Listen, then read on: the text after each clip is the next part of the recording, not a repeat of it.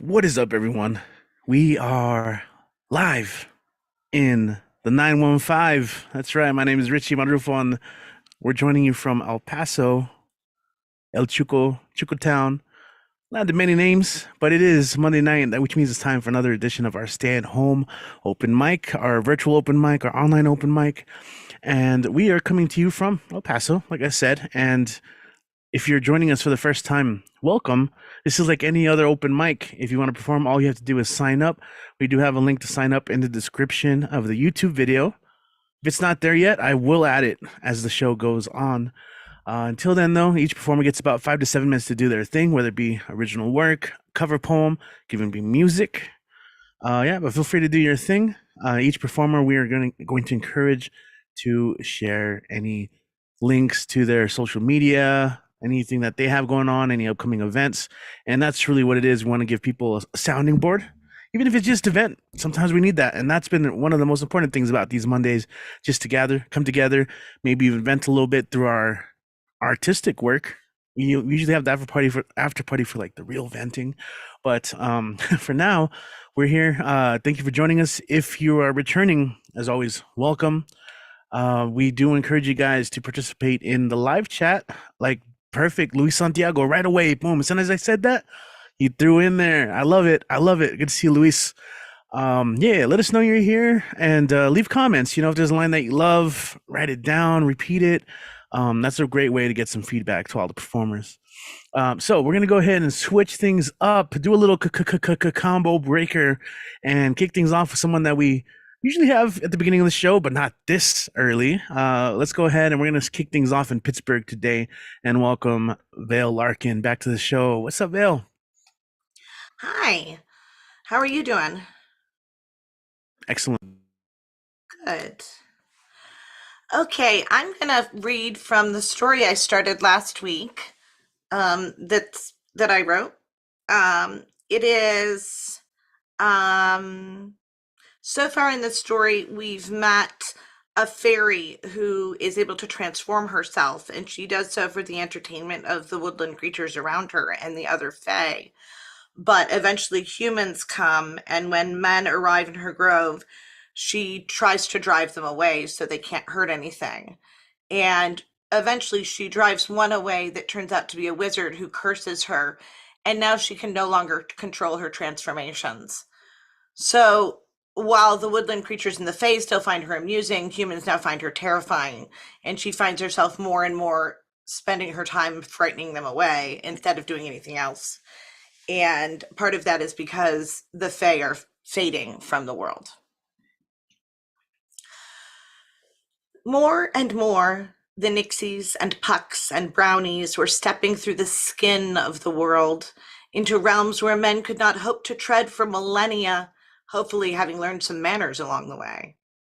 Some of the fae had appearances which allowed them to go and live among the humans, and as the villages of men spread, there too the fae moved and married and bred and passed on in their time, just as though they were as human as anyone else.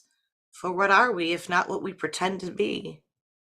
The fairy watched all of this bustle and transition with a growing sense of envy, and it must be confessed, loneliness.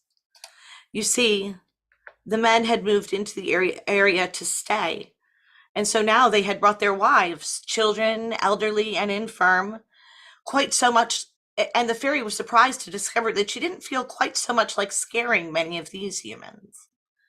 The fairy decided that being in charge of the axes and arrows had made the men take themselves a bit too seriously. She could see in their moments of vulnerability that most of them were probably quite tender on the inside, if only they didn't believe they must be as hard as their weapons in order to deserve them. The other humans, though, were clearly not in charge of anything, and the fairy could see how this opened them up ever so slightly to the possibilities of the strange.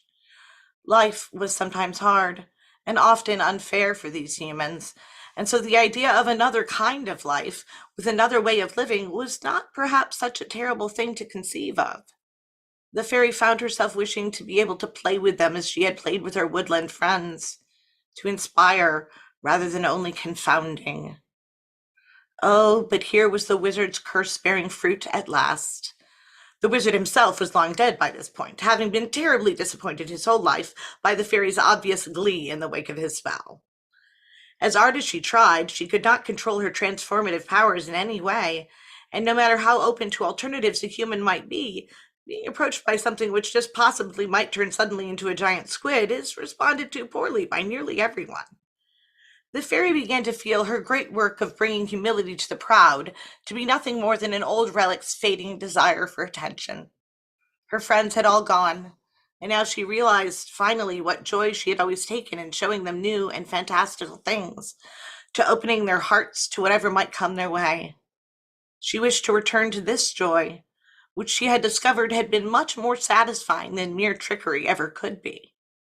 She was tired of playing the role of the nightmare in the woods.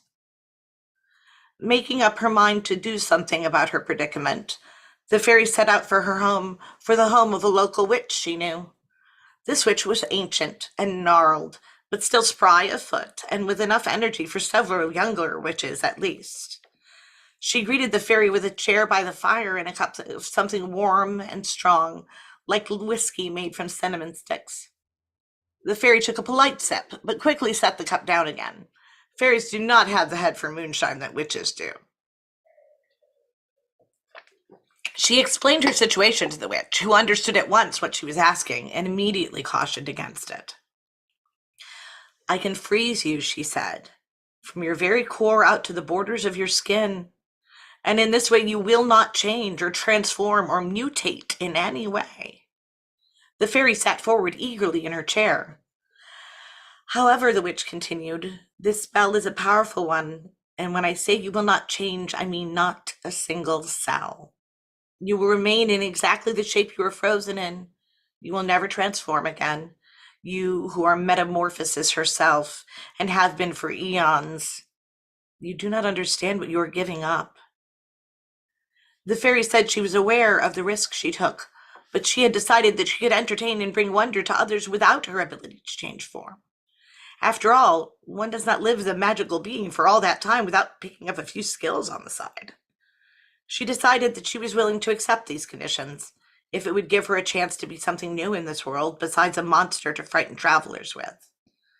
The witch explained that in the moment before the spell was cast, she would be able to help the fairy transform into a single form one last time.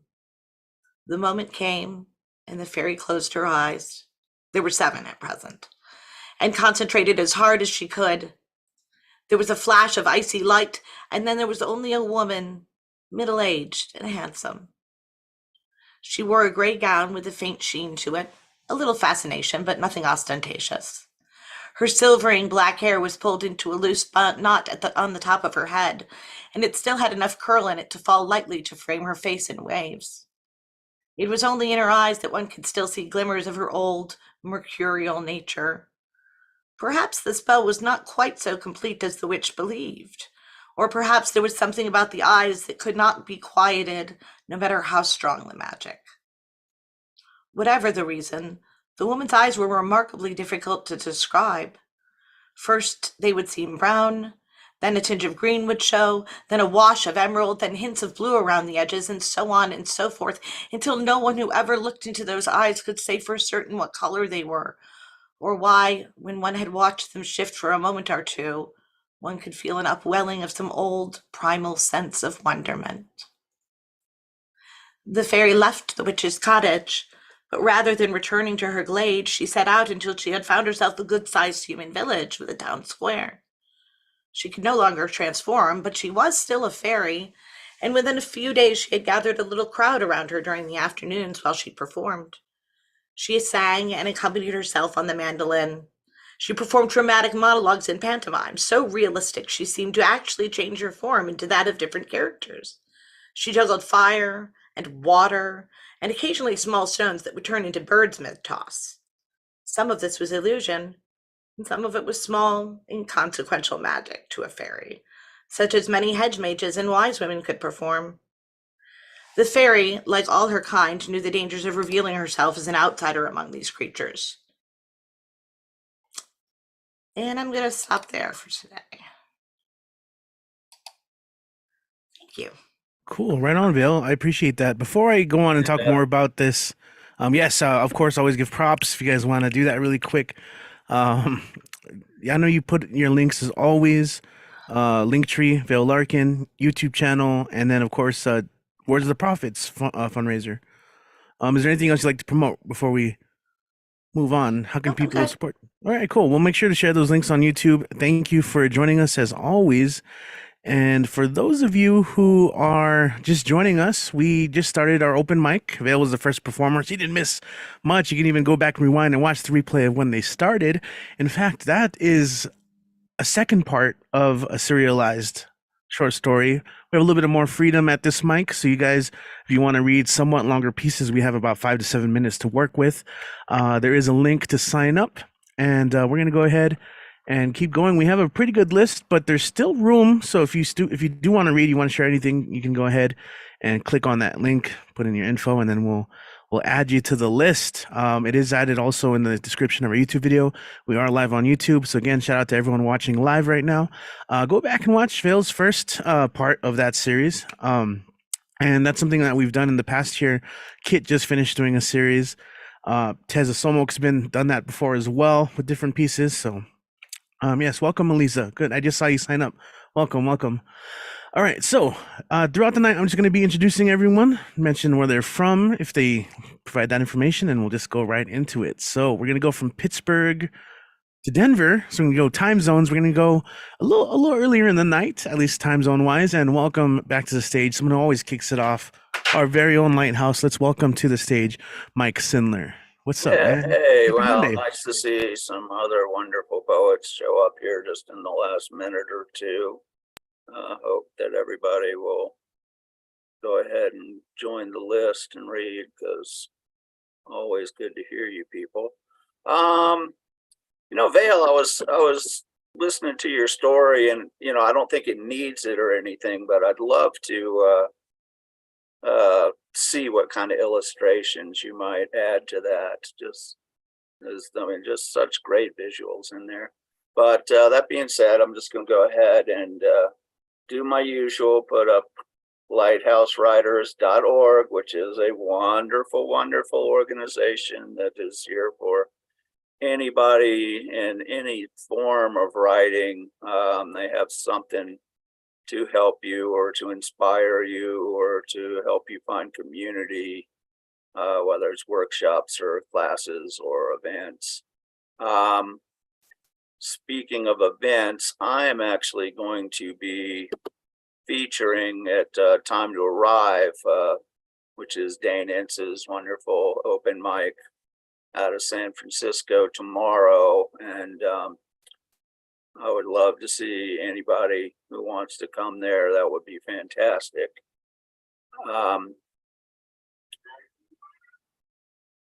Somebody on a very small motorcycle going past.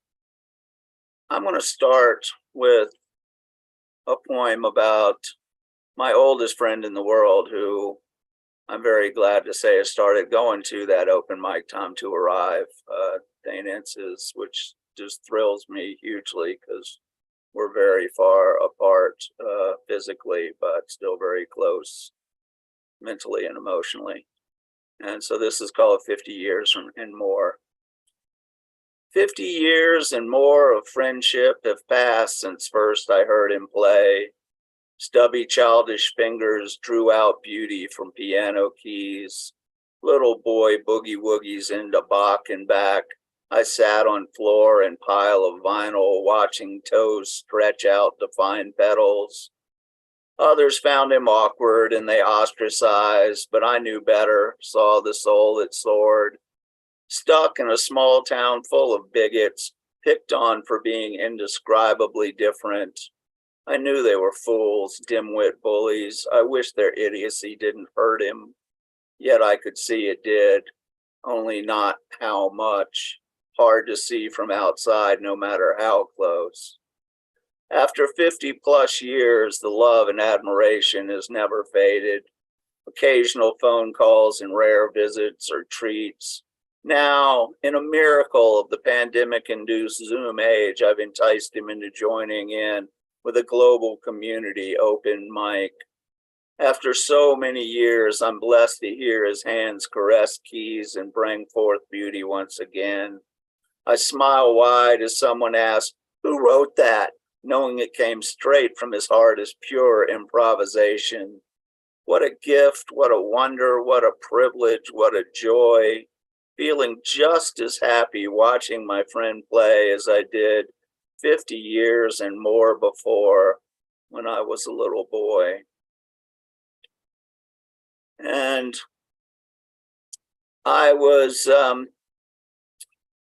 honored and privileged enough to be the presenter at Tumblewords this past week, which I was, and as always, just such an incredible crowd of people doing great, great work. But I wrote a few pieces. We sort of did a thing where we started at the body and then moved out to our immediate room and then out to the community and then out to the larger world and beyond. And this one is the one I did about community. It's called While Others Are Broken. I wear white skin. I understand I am privileged in ways I do not deserve.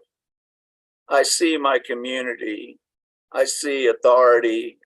I see some of the obstacles I don't have to deal with. I have walked away from so many situations where the color of my skin gave me an unfair advantage. I cannot pretend I somehow merit all the breaks I receive while others are broken.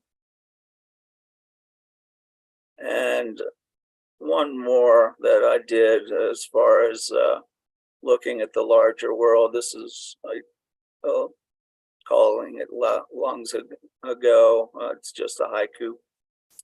I'm inhaling air spewed out by a dinosaur many lungs ago.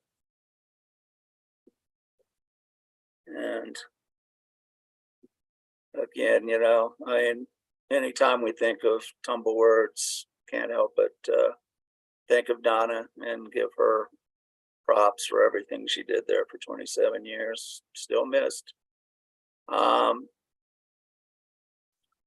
And that being said, I just want to, because we do still have, we're in the tail end, the last couple of days of Black History Month. So I want to do a few little hat poems directly. This first one's by a poet named Tony Medina. And he wrote a book called Love to Langston. And some of y'all know Langston Hughes is my favorite poet. But so these are all poems that he wrote on his response to it. And this one's called Poetry Means the World to Me. Poetry means the world to me. It's how I laugh and sing, how I cry and ask why. Poetry comforts me when I use jazz or the blues or the way regular folks talk, the language they use. Words don't always have to be neat and polished like a statue. They should be used to say what you like or don't like, what you see, think, or feel. Words to fight against hate and unnecessary suffering. Poetry is what I use to say, I love you. And I wanted to make sure to get in something that really has the grit of what Black history unfortunately is in this country. And this is called American History, and it's by Michael S. Harper. Those 4 Black girls blown up in that Alabama church remind me of 500 Middle Passage Blacks in a net underwater in Charleston Harbor, so redcoats wouldn't find them. Can't find what you can't see, can you? And then this last one, in that first poem, Tony Medina talked about using voice from what he heard in the streets. And this poet is someone who is not appreciated nearly enough because people just get an attitude. And it's Tupac Shakur, and it's called The Rose That Grew from Concrete. Did you hear about the rose that grew from a crack in the concrete? Proving nature's laws wrong, it learned to walk without having feet. Funny, it seems, but by keeping its dreams, it learned to breathe fresh air. Long live the rose that grew from concrete when no one else even cared. Okay, thank y'all very much. Right, Michael, thank you so much. As always, great selection, man. A couple of those pieces I wanted to give a shout out also to if you guys have a moment during the week, check out John Coltrane's Alabama, which was also kind of in response to that, what you mentioned in your second to last piece there. And also based off of Martin Luther King's speech patterns. Or at least tonally. Yeah, definitely recommend it. I'm sure a lot of you guys have heard it already. And of course, Poet's Lighthouse. I don't, why am I messing that up right now? Thank you as always, Mike. We do have an archive of all our past shows, so you can go and catch him. Usually kicking off many of the shows when we do these. Alrighty then. I'm looking at the list. We got some more peeps joining us, so welcome. Again, we're gonna go about 5 to 7 minutes for each performer to do their thing. Original poems, and something that we kind of do here as a tradition is the cover poem, because as Kit likes to say, if musicians can do it, so can poets. So if you have a piece that you want to share in tribute, you're more than welcome to. We also have the added dramatic element of throwing on a lid, a cover for your head, so to speak. So if you have a hat, you can rock it during the cover poem. That's something that Mike just did as well. So we're going to go ahead and continue, and we're going to come to El Paso, where this whole open mic is based out of. We're Broadway Open Mic Series out of El Paso, Texas. And we're going to check in with Robin Schofield. Hey, Robin, happy Monday. Hey, Richie. Hey, everybody. How's everybody doing? There we go. Okay. I'm going to read some from my book, Flow, and then I'm going to read a gorgeous new poem by Kim Adonizio. Yes, it's going to be me doing Kim Adonizio, not Kit today. And Flow was named Southwest Book of the Year by the Border Regional Library Association.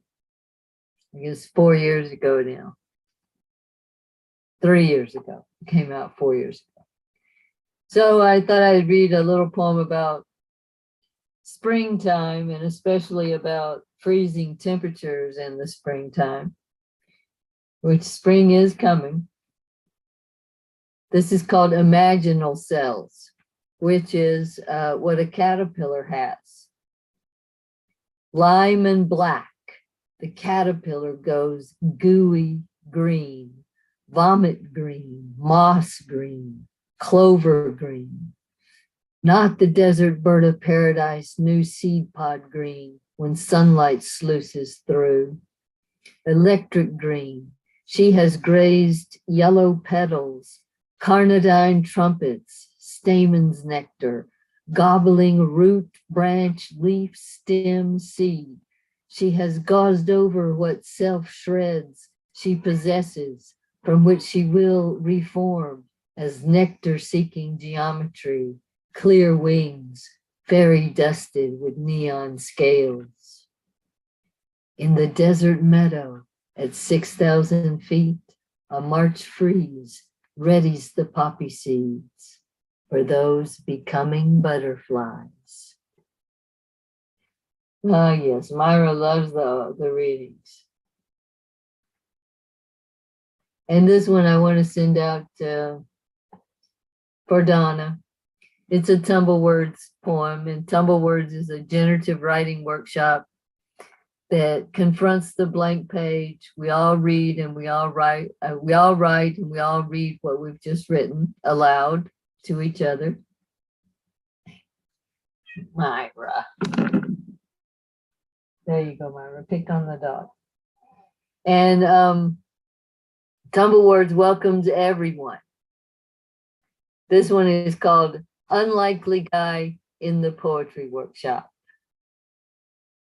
He calls himself Twain, literary and laconic moniker, tall, even Lincoln-esque, but unkempt, hands caked with dirt, as though he dug out of the grave just yesterday, smelling of it too, sending the young lesbians in black tivas into rants on their own mortality. Then he says, the Etruscans had too many words for divination. Haruspices and sulfur and mineral and grit, and he's weeping over his ex and her son, but what could she do when she called and his furies answered in rhyme and meter? All of us are staggered by it as he voices what voices him in two tongues, cursed and gifted, dry wit railing against the riddled world. When Donna asks, would you like to lead a workshop? He replies, sure, if I'm not in jail. Yeah, he came for a long time and he got into drama and they cleaned him up. Good for them. And this one is again about being cold and hot and being at the hot spring in the cold of early spring. It's called Nude Ascending a Hot Spring. Bitter cold, but no snow in the Gila wilderness. Quartz stars tingle on black tin branches, pine obsidian in the moonlight. Underground volcanic currents warm the basin on a cold night. Red algae respirates in pools where steam rolls off the young man, revealing the hymn under his skin that he sheds as white drops, a rain of crystal bells that shatter as they ring. Round white stones and a fairy ring of ferns surround the mineral waters. Heat saps the woman's abs and quads as the spring soothes her lats and calves. He laughs out loud. Thank goodness he doesn't see her, so there's no harm. She's not offended, but pleased when he climbs into the frostbitten air before he folds an onyx towel around his shining adamantine body, his fluid moons. So that's some of Flow. And then I wanted to read this poem I found in the Adroit Journal. It's a really good journal. I just got a very nice rejection notice from them. And this is by Kim Adonizio. It's called In Assisi. This souvenir shop is full of skinny wooden crucified Christs, like there weren't enough of those in the churches already. I guess everyone has to believe in something. Crystals, colonics. When you die, you get virgins or your very own planet where you can spend for eternity in your celestial underpants. Some people believe Jesus spoke to St. Francis, but I have a feeling Jesus is just going to hang in there silently, looking holy and tormented for another 2,000 years or so.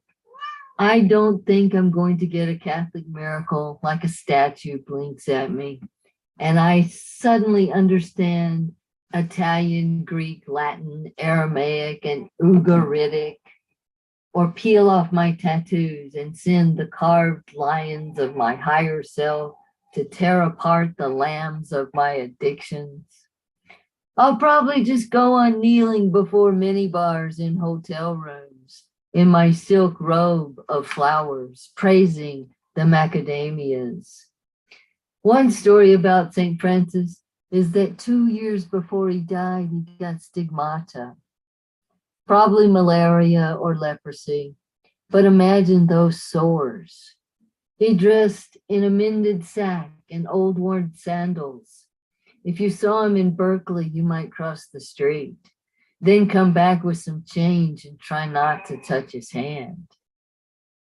At the end of his life, he was going blind, living in a reed hut overrun by mice. Mice slithering over his feet, mice climbing the table to sit on his plate.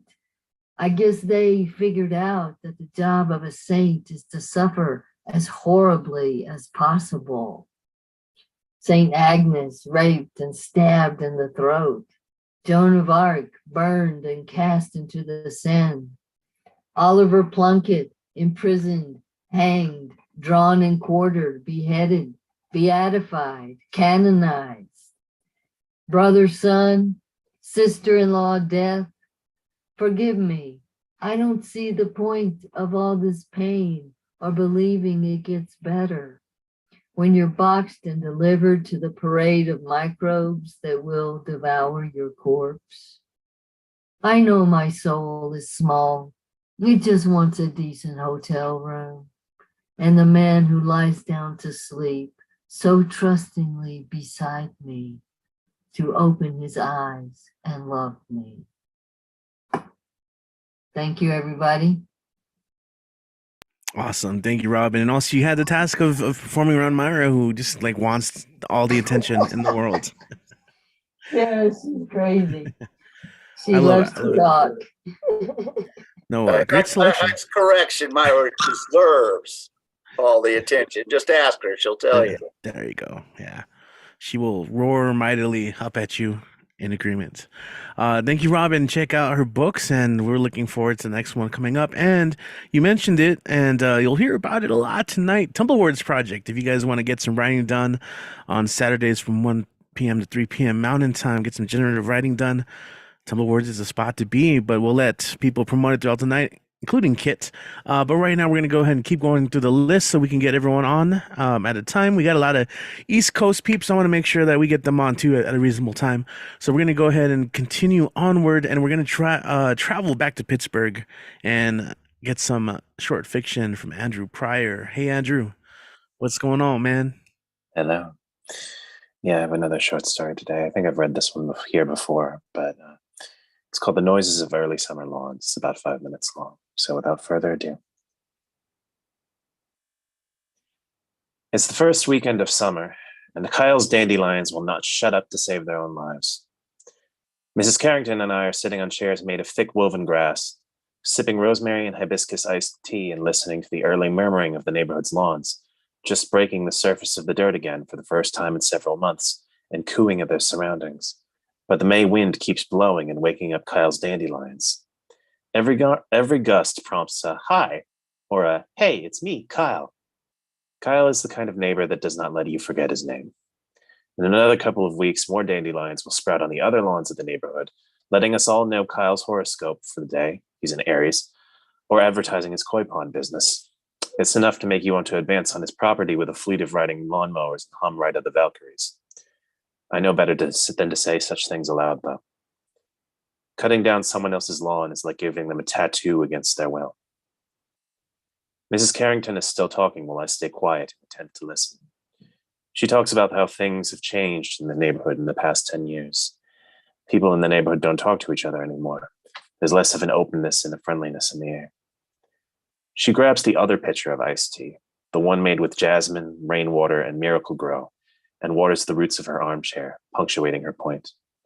Her lawn sighs, and her armrests hug her tight. It's been 1 year since the Amerson boy disappeared, and 3 more years since Charlie Delacroix's bike was found around the corner from where we are now, tipped over onto a storm drain, helmet unbuckled and placed neatly on the sidewalk beside it. I sip my tea and stare off across the way and nod, patting my grass chair, fibers trembling under my weight. There are only so many people like Mrs. Carrington in the neighborhood nowadays, who don't invest and keep off the grass signs, who make room for guests who want to gossip even though it's frowned upon. As of right on cue, we hear the sound of a lawnmower firing to life from the end of the lane, and we both turn our heads towards the noise before immediately turning away, pretending nothing happened at all. Every other day, Mr. Waverly mows his lawn down to the bare earth, sowing the ground with handfuls of office staples and paper clips after he is finished. I refuse to tell him it's been forever and a day since they stopped putting iron in office supplies, and besides, it'd be like throwing rock salt on the tip of an iceberg. The lawns in this neighborhood grow down deep, deep into the ground. Ask anyone around here how deep of a person they are, and they won't lie to you, but they won't exactly tell you the truth either. I remember the week after Mr. Waverly first moved here, how the grass formed in front of his house like in the shape of a woman curled up underneath a sheet of dark green, the curve of her bare hips and thighs like the arc of a question mark. He had the mower delivered to his house by Sunday afternoon. We finish our glasses of iced tea, say our goodbyes, and head back to our gardens. We don't speak about it, but we both know that's where we're going. If talking about other people's lawns is impolite, then even acknowledging the existence of each other's gardens is like pulling naked photographs of the other person out of your pocket. I guess I prefer it that way. Some things are not to be shared. I make my way to the back of the house, towards the far corner where my garden sits, a patch of dark soil surrounded by bleached white stones. A bed of white and pink chrysanthemums sit there, leaves dark and shiny, and I beam down at them with pride, bend over and stroke the blossoms as they sway in the wind and chitter with affection. I take a wrinkled finger and pry one of the blossoms to the side, and I look down at him, the child no bigger than a cicada, curled up near the roots of the flower bed, sucking his thumb in the shade and fast asleep. I smile, then stand up and clap the dirt off my hands. Mrs. Carrington's one of the few people in the neighborhood that still talks to me because I let my lawn grow wild, let the grass grow until it's around 3 feet tall, sweet smelling and bright and curled into stalks. The summer is still young, so the grass is still pushing through the earth after having been cooped up underground over the winter months. But before long, the sun will beat down upon the perfect meadow of tall, thick blades of green, the type of place to lay back and sink deep, deep down and forget the passage of time. A soft bed that curls around you and swallows up the sky. All around you, the sound of laughter, the type of laughter you only know from when you were a child, unabashed and unashamed.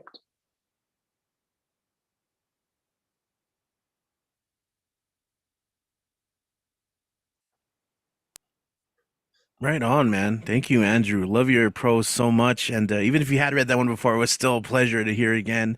Is there anything you'd like to promote or share Oh, before we move on? yeah, just find me on Facebook if you'd like. And also, I'm under the same name, Andrew Pryor. And also, I'll put the link to my podcast in the chat. Perfect. Awesome. Yeah, definitely worth checking out. Thank you, Andrew, for sharing that as always. Once again, if you're just tuning in, this is our online open mic. We do this every Monday starting at around 8:30 p.m. Mountain Time. So, synchronized watches and all that if you're in a different time zone. But we're going to go ahead and continue for now, and we're going to welcome someone new joining us from Miami. So it's a little later in the night, so we're going to get her on. Let's go ahead and welcome here Alisa. Hey. Alisa, welcome to the show. How are you doing tonight? Welcome. Hey, thank you so much. I am good. I just found out about you guys from someone's chat on a different open mic virtually. So thank you so much for that recommendation. Good to find you. All right. So I've never been here before. I didn't know what the format was. I wasn't sure like what to share. And then I heard you talking about like, original poetry, cover poetry. So that just helped me kind of find some things. So we'll see what I have time for here. I heard someone read a poem, The Rose That Grew from Concrete by Tupac. So I'm going to start with a poem in response. I am a teacher in a very conservative community, and I'm going to share a poem that I wrote this year called Dear Concerned Parent. Dear Concerned Parent, I don't mean to disrespect you. I just don't agree with anything you're saying. I mean, with all due respect, I just think you're wrong. It all started with Tupac and a rose that grew from a crack in the concrete, but you are so afraid of concrete that you ask me to shield your son from the rose, and I wonder if you never let him see flowers in your home.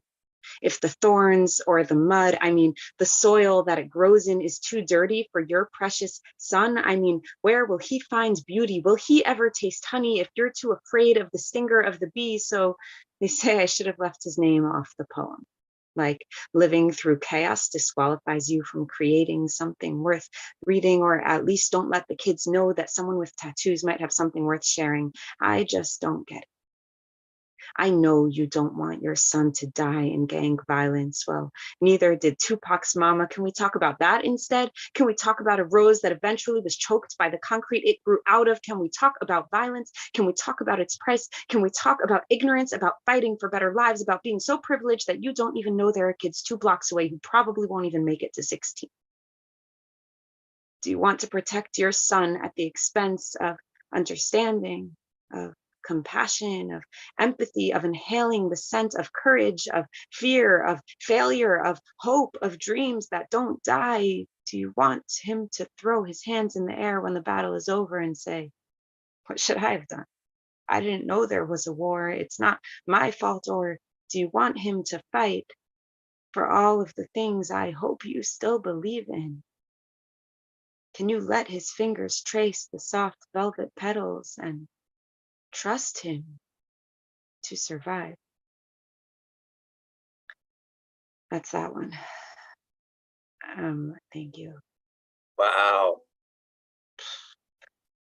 Okay, I'll do one more. I don't know, it's hard to decide where to go here. But I'll do one more, which is a tribute to Mary Oliver, who was a poet laureate, I think a couple of times. And I wrote this right after she died, and I had been like in a Mary Oliver phase. So there are little quotes from her poems all throughout. Hopefully some of you will pick them up. She was old and she was young. She spoke from a peak of a mountain in the desert, from a tumbling hill, from a couch of sand. She noticed the geese, the pebbles in the rain, the grasshopper with its enormous and complicated eyes. She saw her reflection in its gaze, and she wrote it down on a notebook of seaweed with a gosling's quill and the ink of a sunset sky. Someone hurt her when she was small. And she crept slowly, breathed quickly, fled to the woods and the desert and the hill and the sea. She screamed in the only place in the world where no one could scream back except the whole fucking universe. She whispered, and it whispered back. It may have taken years or centuries, but one day she stood in the desert and climbed off her knees and tried to sing with her soft, raspy voice, and the universe, it sang back with the wild geese and the pebbling rain and a grasshopper whose eyes are the ocean and the grass, and standing in a desert. I told you she was old, and I told you she was young, and I told you she spoke from a peak of a mountain where she screamed and she whispered and she sang, and she found someone, maybe me, if I let, if I scream, if I whisper, if I snap my wings and rise off my knees, if I sing. I told you she was old, and I told you she was young. I didn't tell you that when she died, I dipped my fingers into the sunset and painted a desert on a notebook of mountain and ocean and tumbling hill where a grasshopper once came into focus, became a prayer. She was old and she was young, and still she died. But not before she brushed the world with an ellipses and a comma and a quivering question mark that snaps its wings and floats away. Oh, That was that killer. was That was great. so beautiful. You just really captured Mary Oliver. I mean, it's not like seeing her, but seeing what she was as a poet. You just absolutely got it. That was amazing piece of work. Thank you. Yes, Thank you. amazing back-to-back pieces. Thank you for joining us. We do this every Monday, so if you're, I know it's a little later for you, but you're always welcome back. All of you guys who are joining us today. Um, Listen, we all fell in love with that, so you're gonna have to come back. But the thing is, this is a platform. We have people watching on YouTube on our live stream. If you want, is there anything you'd like to promote, like social media, a website, like books that you're selling? I don't really have anything yet. On Facebook, I have a couple of things up on YouTube, Aliza Palgon, Palgon. But I don't have much that's out there in the digital verse world yet. Yes, thank you. Well, we're waiting. Yeah, We're ready. I'd We're ready. love to see you get some of that stuff published because, yeah, I'd love to know more people are getting to share that. I love it. Thank you. And yeah, I'm glad you're here. You're always welcome back. Shout out to anyone who promoted. I imagine that was at the Neo earlier. Shout out to Neo Rican Elemental, homie. Always good to hear from you, man. Yeah, I saw the cap too. That's perfect. Yeah, so we're gonna go ahead and one more time, Aliza. Appreciate you coming through. We're gonna go ahead and it looks like same. We're gonna go from Miami to West Palm Beach, Florida, and tune in with the Magus, and he was just showing off his cool cap there. Hey man, welcome to the show. Go into your thing. Good to see you here. Welcome. Hey Richie, thank you for holding the space. This is awesome. Aliza, you were amazing. Florida Poets rule. I have 4 pieces, 2 originals of my own and 2 covers, because I just found out we can do covers here and that's cool. So I'm going to start off with my 2 best foot forward poems. This is The Gaian Epiphany. I've just had an epiphany. It's all become clear like cut glass crystal from Tiffany that all of this, all we see, we're an organism, interplanetary. God, we're Gaia, we're chaos born. We're not some womb from which we're torn, but rather we're one single entity, one world of infinite diversity. E pluribus unum is one way to put it. And until you see it, your third eye's hooded from the beauty of this revelation, for you must see the implication. Sex, race, religion, these are artificial memes. And by dividing, we've conquered our own higher dreams of evolving into the Gaia mind. Or you're willfully choosing to be blind, then you devolve to become what you believe. Outside this hole, as you perceive, a parasite on this earth, our host, you always hurt what you love the most. Father, Son, and the Holy Ghost are patriarchy's highest toast, and monotheism's predicted a disaster. But our destiny we can master, and our higher minds illuminate that ours is Gaia's fate. And the tree of life you must not kill. Love and do what thou will. As above, so below. Love your mother. Let it grow, let it grow, let it grow, let it grow. And this piece is called Holographic Universe. 1, 2, 3, check, check, check. Beamed up from Prague like Star Trek. I got lines going on to infinity. Some call me a poet and some a divinity, but I never take me too seriously. I'm living on the edge deliriously. Future evolution depends on our decisions now. Surmounting every difficulty will show you how. Words flowing out like Niagara falls in your lap like Viagra to keep that booty shaking as Armageddon's quaking. My rhymes erect, it's never flaccid, complex like deoxyribose nucleic acid. I've been up all night, I keep going and going and going, and where this will stop, there's no way of knowing. Leo Dragon's my horoscope. I'm pyrotechnic like a great white dope. I'm on fire and everything's funny. I'm the freaking Energizer Bunny. It's inside me. There's always more. 7 days a week, I'm on 24. Plugged in, blissed out, I'm inspired. Into cosmic consciousness, I'm hardwired. I'll live forever. I'll die trying. At light speed, I'm time defying. Real serious like the dog star, yet delirious like a drug czar. If making my own synchronicity seems like egocentricity, I've got my flaws, but live life to the hilt. Love and do what thou wilt. third eyes on like I got x-ray specs, driven to the edge of Cassandra complex, but I roll with the shocks. We're putting everything back in Pandora's box. The golden apple goes to the fairest. I'm dressed to thrill. All hail Eris. Sacrifice to Bacchus another Red Bull while giving thanks and being mindful of all the joy that surrounds us, even when all their bullshit hounds us. Back on earth where we live life, death, rebirth, and the afterlife. And I'm sailing away. Live in the now, live for today. The river Styx we all will cross. In Hades, I'll be my boss. Non serviam, I'll tell the ruler. We'll install central air. Now that's cooler. In the underworld without a care, all my best friends are there. We'll open a club, we'll call it heaven. It'll be rocking 24/7. Orgiastic revels, I'm not joshing. Dionysian, Hieronymus, Boshin. We like it spicy, got no taste for mild. Our party motor's running, reborn to be wild. We're quantum mechanics under the hood, meta programming for the common good. If Einstein's relativity is E equals MC squared, this means that good times are best when they are shared. Our cup runneth over, a cornucopia. An underground network's created this utopia. We make the rules by which this game is played. Got a grip on the eternal golden braid. So if you're down with what we're professing, come with us, we're effervescing. To these naked truths, we're undressing. Love one another. It's a blessing. Thank you. And I have two cover pieces. This is by Propaganda Poet off his great book, Word Tornadoes.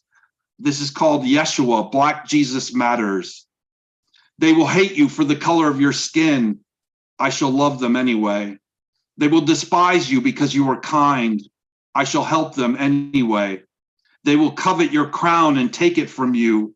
I shall give it to them anyway. They will hunger only for your power. I shall feed them anyway. They will use your truths to blind the world. I shall open their eyes anyway. They will kill you for speaking out against them. I shall live for them anyway. And this last piece is called I Too by Langston Hughes. I too sing America. I am the darker brother. They send me to eat in the kitchen when company comes, but I laugh and will eat well and grow strong. Tomorrow I'll be at the table when company comes. Nobody'll dare say to me, eat in the kitchen then. Oh my God. Sorry about this. Then besides, they'll see how beautiful I am and be ashamed. I too am America. Thank you. Yeah, no, man, thank you. I love that part too. The look and be ashamed. That's one of my favorite endings to his poem. Yeah, I'm sorry I blew that. I had a problem with the screen. Yeah, no worries. So how can people connect with you, man? Support your work. Okay, I'm on IG, Magus801. I'll put it in the chat. Magus801 on Instagram. Give me a follow. Yes, absolutely. We will do that. Glad to have you here. We appreciate that, man. I love the flow, you know? There's just a certain flow that you hear sometimes that you catch yourself going along to the beat and you realize you're nodding in agreement, and that's just like something I found myself doing. I was like, all right. But I love that. And also shout out to Oso Lobo. He's gonna come to El Paso in March as so far as we have planned. So we're gonna have him read out loud at our open mics. If you guys are ever in the El Paso area, by the way, hit us up, our open mic. We got stuff going on. We got poetry nights now that are really good to hit up, and we'd love to have you. Been there. Yeah, that's right. Oh man, UCP, you don't even know. Like, I started editing your video finally. Sorry about that, but it's gonna be really cool to share that. But we have. This is a perfect segue, actually. Joining us in San Miguel de Allende, let's go ahead and bring back the one, the only urban cowboy poet. What up, man? Go ahead and yeah. I'm next. Oh, I thought I was on before. Okay, cool. What's happening? I'm in San Miguel. It was hot in the daytime. It gets cold at night. I've been open mics doing my legends and music, song parodies. I did a poetry group, the Not Dead Yet Poet Society. There's this poet from Connecticut, Lois Reed. I don't know if anybody knows her. She's been coming here 36 years in a row in the winter. She's written about 13 books, but this is her last winter, and she's 98. We was hoping she'd come 2 more winters, but it's not. I couldn't find anything on her online, but I know she's written books and she's an actress too. I haven't written anything new, but I miss you guys, so I'll do some legends. For the new people, I write urban legends in the style of the cowboy poets, and I have a book to prove it. Start with a sad one. Laszlo Yavor didn't know he was doing anything wrong, writing words to Gloomy Sunday, the world's saddest song. When it was played on radio and broadcast nationwide, folks all over Hungary committed suicide. That government hated songs that caused a man to take his life. Only the state had the right to cause that kind of strife.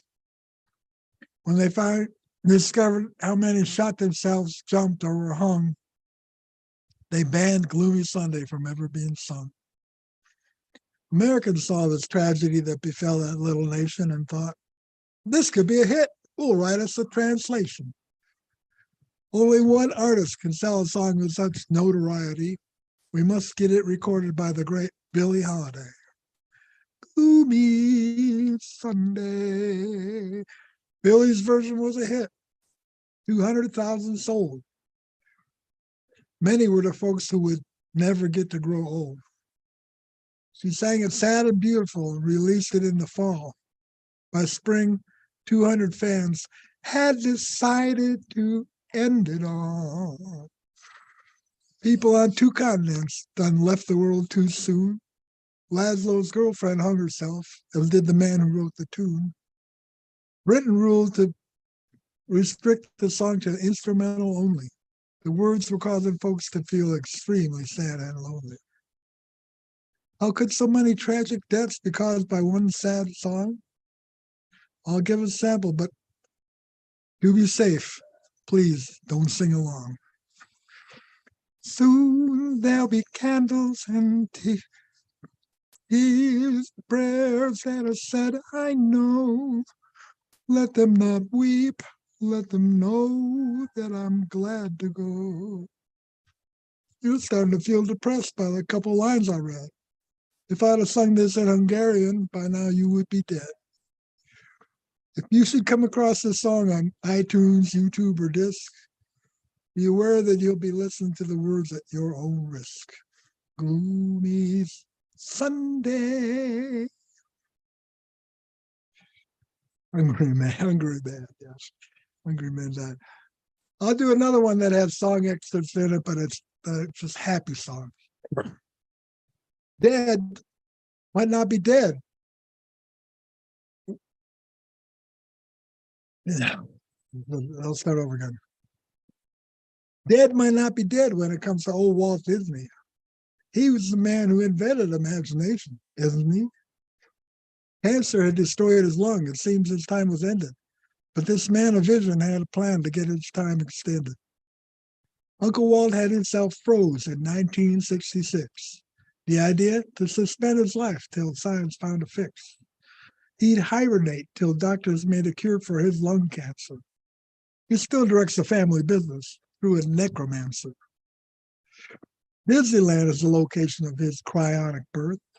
Ain't no better sight to chill than the happiest place on earth. He told his family, don't you fret, because I got this all planned. I'll take a lifelong snooze and they'll wake me. All right, I don't know. They'll find a cure, then wake me up in Tomorrowland. Under Pirates of the Caribbean is where I want to be. Yo ho, a second life for me. I don't care how long it takes until I see the light. I'll have a nice long snooze like Sleeping Beauty or Snow White. When I went to that there Magic Kingdom with my grandson, I met Walt's ghost wandering around the haunted mansion. He told me how his body wound up down below in deep freeze. I encouraged innovation. My employees aimed to please. One pinned a suggestion on a corkboard with a thumbtack. That's how we began the plan to Imagineer my comeback. One said, I see a still bring joy to modern boys and girls. And just like the song, I want to be part of your world. There's a great, big, beautiful tomorrow waiting at the end of every day. And I'm just a kid at heart and I just want to play. When I'm reborn, I just might find myself a new young wife. That'll be part of that there circle, the circle of life. If Walt Disney does return, is it a miracle cryonics or just the whole world being fooled by Disney animatronics? Be ready when they thaw him out if you want to see old Walt. They'll release him for a couple of years, then it's back in the Disney vault. Gracias. Hola de Mexico. Right on, man. I'm glad you could tune in. I don't even know what time. So what's the time there? The time zone? Central time zone. Central time. Okay, cool. And we don't go on daylight savings, so next month will still be same Central Right. Standard. Okay, I'll put in the chat how to buy my wonderful book. And I'm featuring on More Poetry Wednesday, March 8th, the second Wednesday of the month at 8 Eastern time. And I have YouTube channel and Facebook. So I got that all ready to put in the chat. Alrighty then. Perfect. And there it goes. Nope. No. Yeah. Huh? That's part of it. Okay, I'll put the rest of it in. It's not a private message. I don't see anything. What? Oh, there it is. It's all there. Oh, what? Yeah, my videos, my book. Oh, okay. Yeah. And then the long thing on the Zoom link for Christopher show. The UCP experience. Huh? Right on. The UCP experience. That's what Mike was saying. Yeah, I don't know. You may have sent those links through maybe a private message to someone Message to somebody. because it didn't show up on our public chat. Right now here it says Whoops. There it there is. it is. there it is. All right, cool. Okay. I gotta hit that little paper airplane thing. Send it off. There you go. Thank you so much, UCP. Hey, have a great time out there. All right. Yeah. Cool. I Thank will. you. I go from here next I go to San Diego. San Diego. And my Alrighty line then. is I'm gonna meet a girl and fall in love. Because my granddaughter is gonna be born in a week or two. That's perfect. There you go. That That's truly a safe is. bet if I ever heard one. What's that? That's a safe bet. That's a safe bet if I ever heard one. If you're going to fall in safe- love with that girl. Oh yeah. Yeah. Oh, for sure. There you go. See, love at first sight does exist. There you go. All right. Let's go ahead and continue. We're going to go from Mexico to Cornwall Bridge, Connecticut. Also a debut here tonight. We're going to go ahead and welcome CC Arshagra to the stage. What is up? Hey, how you doing tonight? Welcome. And I believe I've enabled the share for you. Yeah, first of all, I love your radio voice. I used to be on the radio. You do it well. Yeah, thank you. I was at the New Eurekan and I caught that same little thing and I clicked on it and here I am. So happy to find you and this really beautiful work. And thank you. So, yeah, plate's full, lot going on. But the biggest thing is this. 20 years ago, I wrote a book called Scared Sacred, and then I wrote one called Death of an Ego, and then I wrote one called What Manner of Character. I don't know if that's backwards. 20 years later, I put them all together. They were chapbooks, added a couple essays, got some beautiful words on the back from some beautiful people. And the first book was about getting up, and it's a study of free speech and open mic, in the context of open microphones, but all kinds of opens. And Scared Sacred is about getting up and doing it for the first time. Death of an Ego was this section where you kind of get past yourself, and Robin inspired one of those in there. I'm going to read that. Thank you for that work. And then What Manner of Character is kind of what I call character poems, and I'll give you an idea of that and see what I could do here. Let's see. open mic number said, so this book is literally listed as a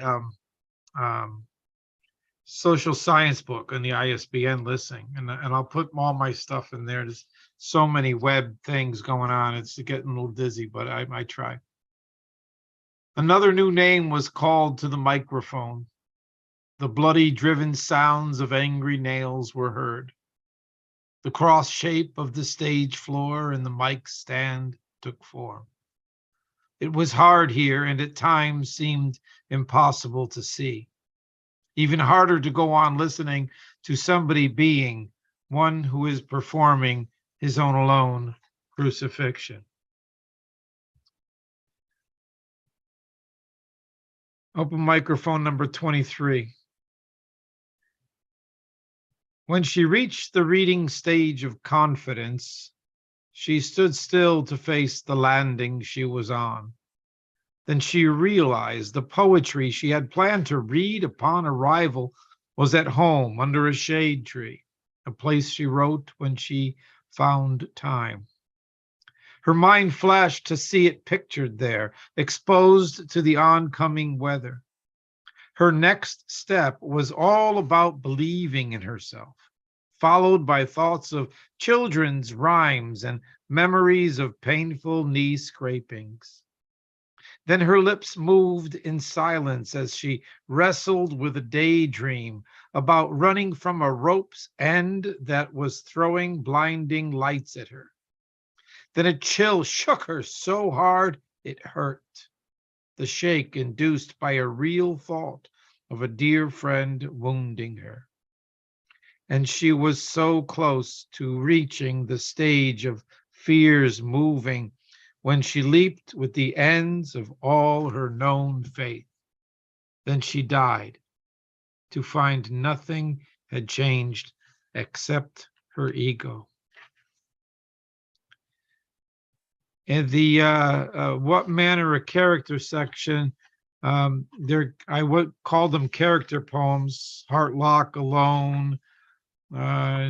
There's one in here also that has a bit of a religious bent. If I'm going to stick to that one, it's probably the harshest one in here. If you want me to go deep diving, if I could find it real quick, I'll read Alone. I like this one.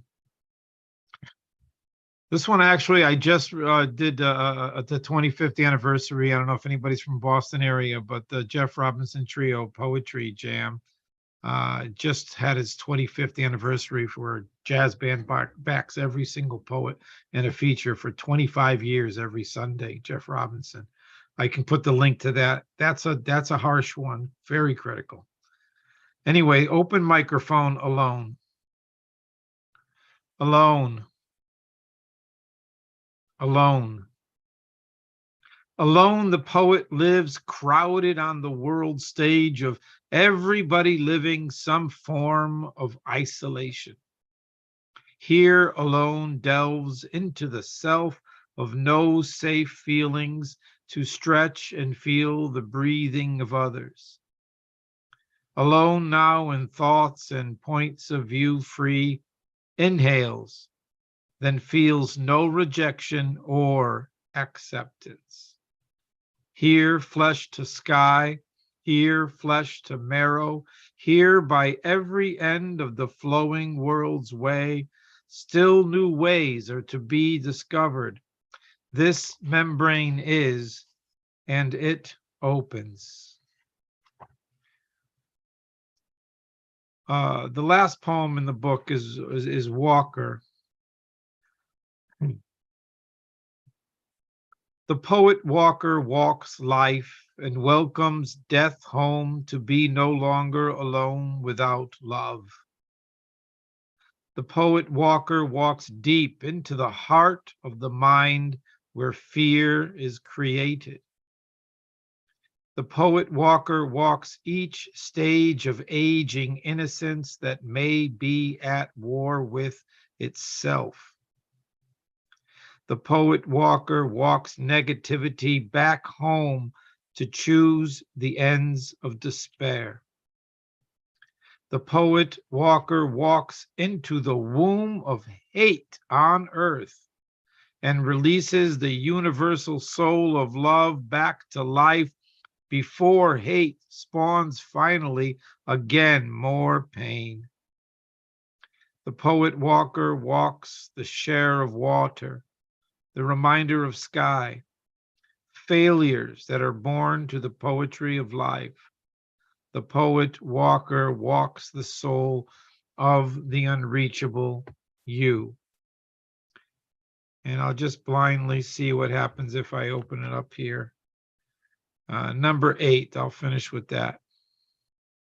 It's a nice little time thing. I appreciate this.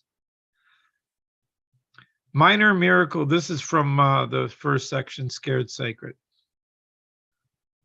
Minor miracles and this constant occurrence.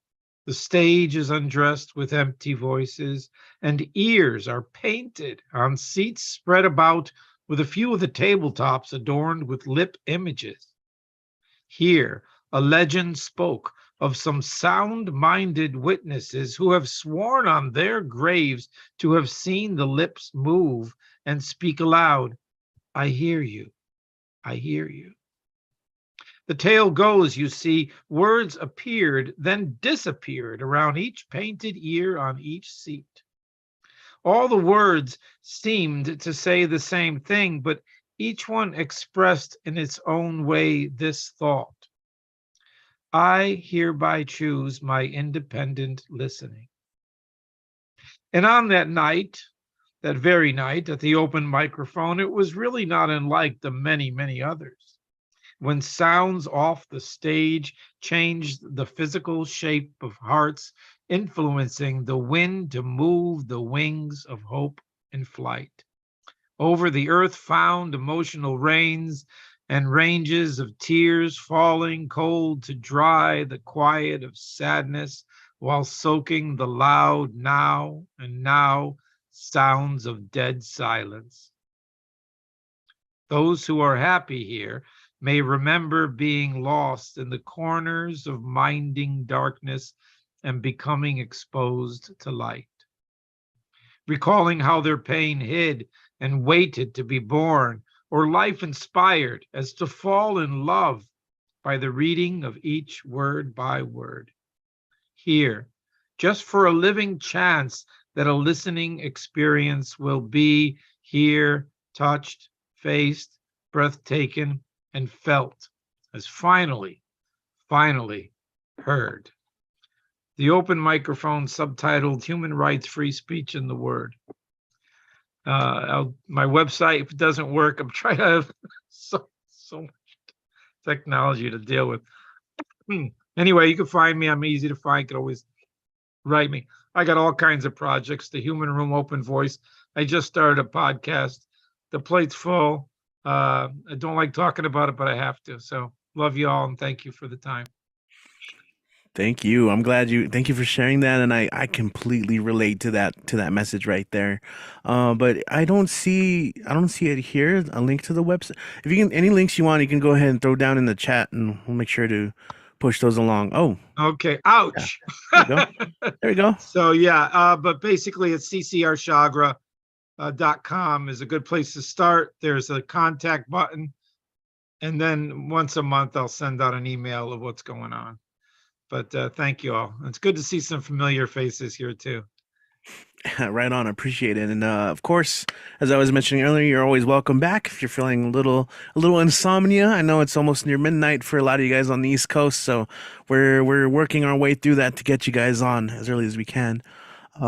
Yeah, so I will share those links. It's a lot of links. I'll share them, start sharing them. But just for the sake of time, we're going to keep going, and we're going to tune in to the Cosmos, our next performer. The Cosmos, transmitting from the West Coast for now. Let's go ahead and welcome performing stuff today. Let's go ahead and welcome Finn Bell. Finn in the house in La Casa. What is up? Hello. Hey. How's it going? So I'm going to share 2 shorter poems and then a cover. So this first one is a poem to my younger self. To my younger self, you waited for me, giddy for life to take shape. I long for you. I want to summon your shape from stagnant shadow. You cannot materialize. Will we meet somewhere in the middle to chase and then run alongside our far-fly dreams? Life did not pan out like they do in the fairy stories. Prince Charming hung back, derisive, faced with our happy prattle of happily ever after. You could tell I'm getting sleepy. They were charmed. They were pulled into us and kissed without our permission. We didn't say anything at the time. We are not trying to get them to save us anymore. We never wanted to slay the noble dragon spirit or tame her. She rolls in lavender fields and beckons. Lay down your shield, warrior. Come play, weary child after my own heart. And the second poem is an I am poem. I am unbound hair on Sundays.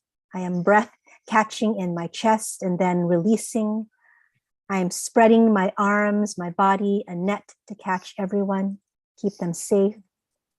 I am trying not to lose myself to suffocating self-doubt. I am finding my tongue is armored, but finding my memory gives way to nothingness. I am pain and raging at a world gone lopsided and raging more at myself for trusting, but I am also forgiveness. I am also blessed grace because the alternative cannot be given voice. Less love, find no escape. Less hate, lodge and die in my throat. I am little girl, innocence lost too soon. I am different in each moment where I fear I will remain rooted to the spot. I am learning all things anew as I go along. And I wanted to close with this poem. Some of you heard me read this so many other events, but I'm still not over it. So to end, I wanted to end with Love Poem Medley by Rudy Francisco. I want you to bite my lip until I can no longer speak, and then suck my ex-girlfriend's name out of my mouth just to make sure she never comes up in our conversations. I'm going to be honest. I am not really a love poet. In fact, every time I try to write about love, my hand cramps, just to show me how painful love can be. And sometimes my pencils break, just to prove to me that every now and then, love takes a little bit more work than you planned. See, I heard that love is blind, so I write all my poems in Braille. And my poems are never actually finished because true love is endless. I always believed that real love is kind of like a supermodel before she is airbrushed. It's pure and imperfect, just the way that God intended. See, I'm going to be honest. I'm not a love poet.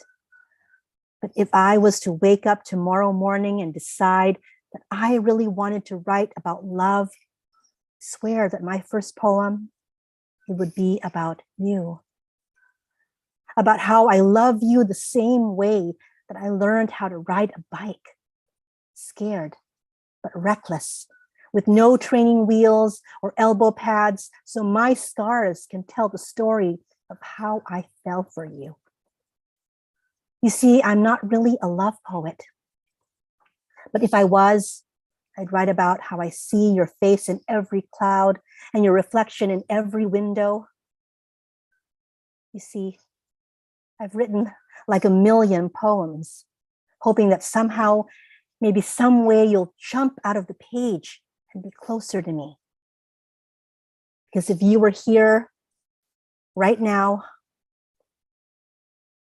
oops, sorry. Something blocked it.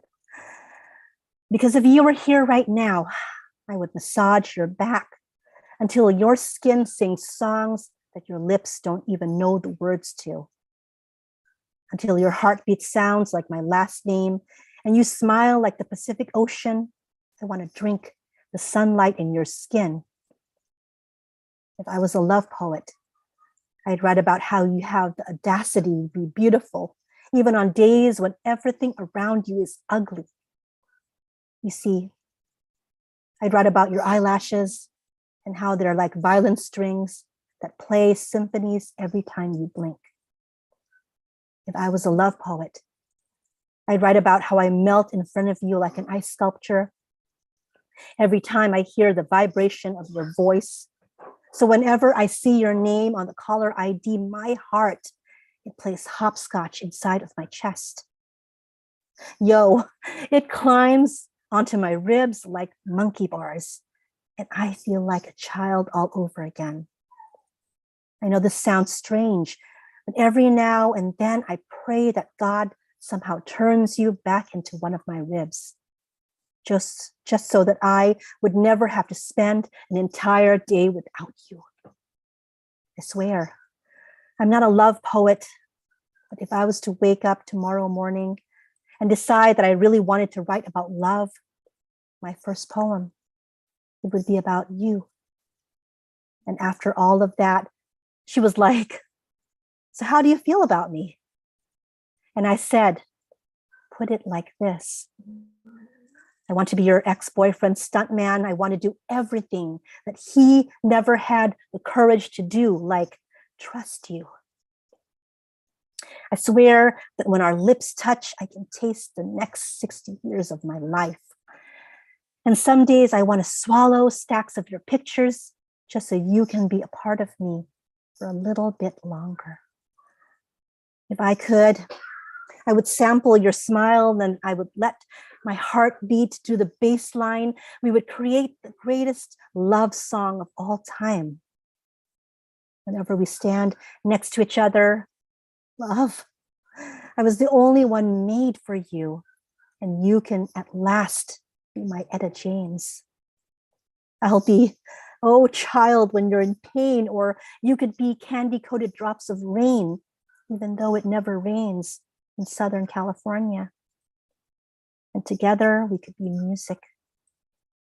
And when my friends ask if you're my girlfriend, I'll say no. She is my musician, and me, I'm her favorite song.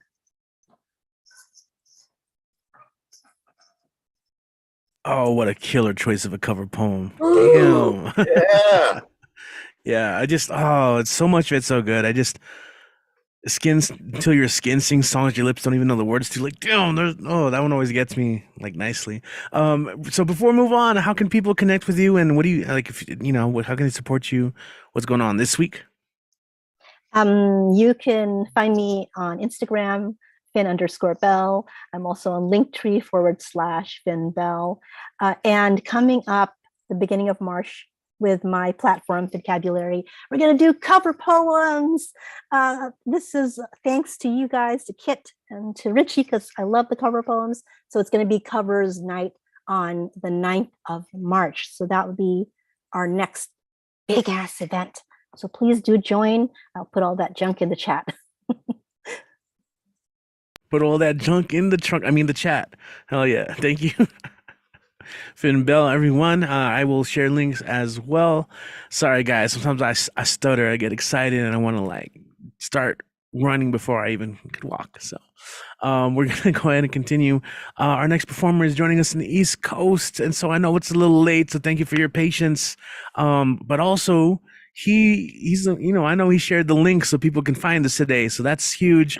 We have so many people in our community who like spread the word, both literally, right, and then of course figuratively, like bringing people together through the word. He's going to share some today. Our main man in Maine, you already saw him.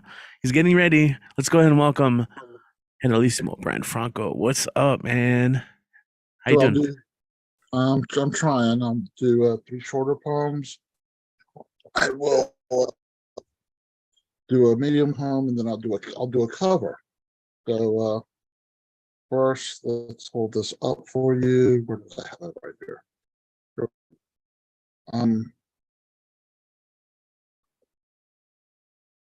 The first I wrote at Ray James workshop. It's because breaking it apart is easy to do.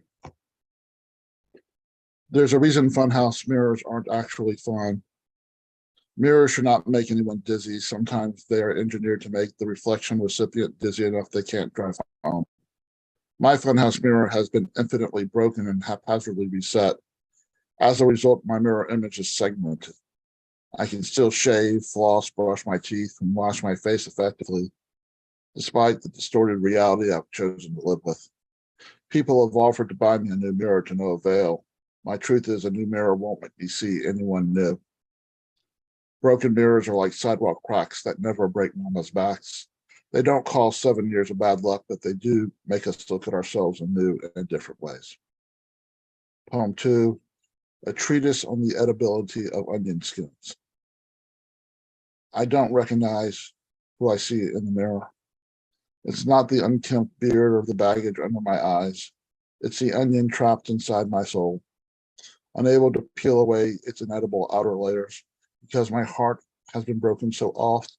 Its skin is made of haphazardly wrapped layers of duct tape, frayed edges attracting bodily detritus like a lint trap and a dryer encased in mistakes and wrong decisions, furthering its inaccessibility, creating an impenetrable layer of love and happiness that can't be reached via sad love songs, or tear jerkers, or ear nipples, or slow-moving fingertips. There is no Prince Charming capable of kissing away history. Munitions experts would be wasting their time with dynamite. Superman might go blind if he tried to melt it with his stare.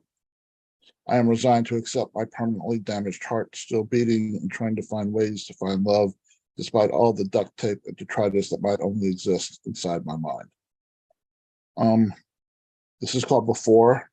It's dedicated to Rita Rusty Rose and everyone else who was inside Stonewall Inn when it was raided by the NYPD June 28, 1969.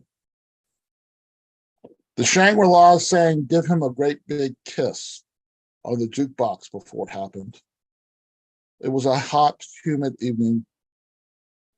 Just 6 days prior, she was one of the original allies before ally was used for our purpose. Dorothy was the ultimate lost soul in a surreal, hopeful tale. We all hoped for a world where windows didn't have to be blacked out in our bars. We all hoped we didn't have to hide our true selves in public or at work. None of us believed it was possible. There was always a chance the cops might raid our spaces and print our names in the papers. It was a hot, humid evening. The subway was crowded. I climbed the steep mountainous stairs from underground, walked up Christopher Street, told the bouncer at the door the password, and entered. I sat at the bar. The beer was cold. I felt relief as it cooled my throat. I was in a place that was filled with people like me. Dare I use the word? It was as safe as a space could be decades before someone would say the words safe space. Patrons danced and smiled and flirted just like any other bar. That happened. And I'm going to do another. So Finn Bill had a little pop-up event with it, and where and I'll just say what I said. I job giving out corn dog samples at a Sam's Club. Once upon a time, I was kissed by a Miss Universe, and once upon a time, I was slapped by a nun. So, does anyone have any guesses? The lion, which is the truth? No. Okay. Well, I don't know. Finn knows. Finn knows the answer. What'd you say? What do you want to say, Urban? Unmute yourself. It was me, actually. Wrong guy with the hat. You're flashing in and out of your background.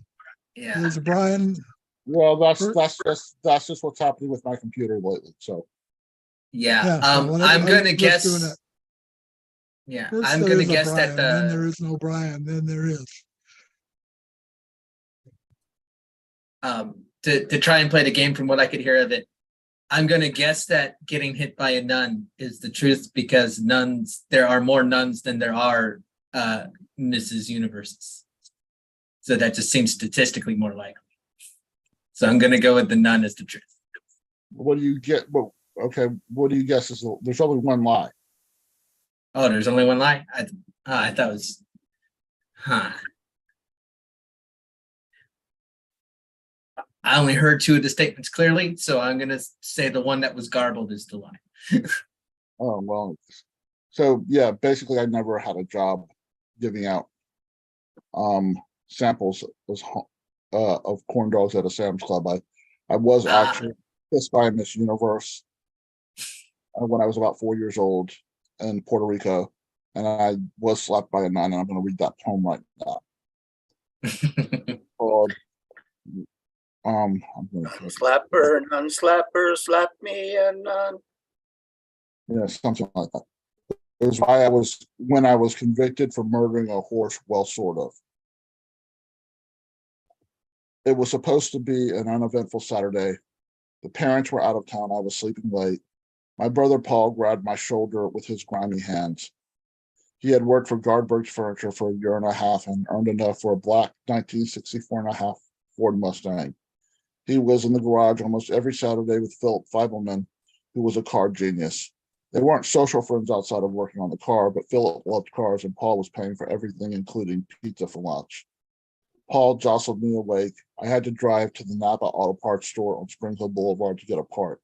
Take Alan's car. He'd want you to help me out. Alan was away at college and had been denied taking his car until he had a certain GPA to please my parents. He had already missed out having a car for 2 semesters. I told Paul no, I wasn't allowed to drive Alan's car, and neither was Paul. But I wanted Paul to be nicer to me, and this would be dangerous. And I was 16. I was a cautious driver. Napa would be an over 20-minute drive. I drove straight down Old Shell Road to Tut Hill Lane, then right on Spring Hill Avenue, and in another 5 minutes I had arrived. I bought the part and drove back. When I turned left onto Tut Hill, it happened. Alan's red 1978 Mustang had spun and was facing towards St. Ignatius Church. I was knocked unconscious for a short period. A nun went to the car and helped me to the curb. I was dizzy and in shock. The nun held one of my hands between both of hers. I had no memory of what happened. I looked at Alan's totaled prized possession. There was a radiating crack in the windshield. The sun was glaring, the red paint reflected into the crack. At that moment, I started incessantly touching my head, crazily yelling, "Am I bleeding? Am I bleeding?" over and over and over again. The nun tried to calm me but couldn't, so she slapped me, and I calmed down. I started to breathe easier. A paramedic asked me if I wanted anything from the car. She held my arm as we walked to it. I grabbed the bag with Paul's auto part. I asked the paramedic where the rear view mirror was. She found it in the back seat. I wasn't wearing a seatbelt when it happened. In the ambulance, the paramedic told me I was lucky I didn't fly through the windshield. Paul got his auto part. I still have no memory of what happened. Almost 40 years later, Alan winces at the mention of his red 1978 Mustang. He has yet to forgive me for crashing his car. And I'm going to go back to do a cover. Anyone who has been to any of the British open mics loves the poetry of the wonderful Veron McIntyre. And let me find this again. Where would I have this? And so this is one that she read last week at an open mic, and I just thought it was so fantastic that I'm going to go ahead and read it. It's called Bob Likes Peas. It's by Veron McIntyre. You know how this goes. You're sitting at the kitchen table having dinner with housemates. You ask one of them to pass the peas, and a distant, dreamy look comes over their face. A small, faraway smile that tells you they're halfway somewhere else in a world of their own. Bob likes peas, they say. No one asks who's Bob. And now you all know quite a bit about Bob, despite never having met them. Bob's likes and dislikes, skills and talents, plans and aspirations are an open book. You get a parking ticket and learn that Bob is very good at parking. You mention sport and find that Bob likes rock climbing, is good at swimming. Bob loves a good lasagna and a nice hot curry. Doesn't like Brussels sprouts, prefers milk chocolate to dark. You wonder if you should be making notes in case Bob comes round for dinner, but the actual Bob remains a mystery. Still, it's good to know that Bob is a Gemini, an early riser, keeps parakeets, doesn't bother with underwear, though sometimes wears socks with sandals, but it's okay because Bob is cute enough to get away with it. That Bob, you imagine people must exclaim, indulgently smiling at Bob's charming foibles. Bob is clearly the best thing since sliced bread. How could anyone not love Bob? Bob is almost too good to be true. It has crossed your mind to wonder if Bob really exists, but no, there's all this detail. Bob likes jelly tots, wine gum, fruit pastilles, is quite fond of the occasional cream cakes, likes their steak medium rare, but avoids mushrooms, custard, and bananas.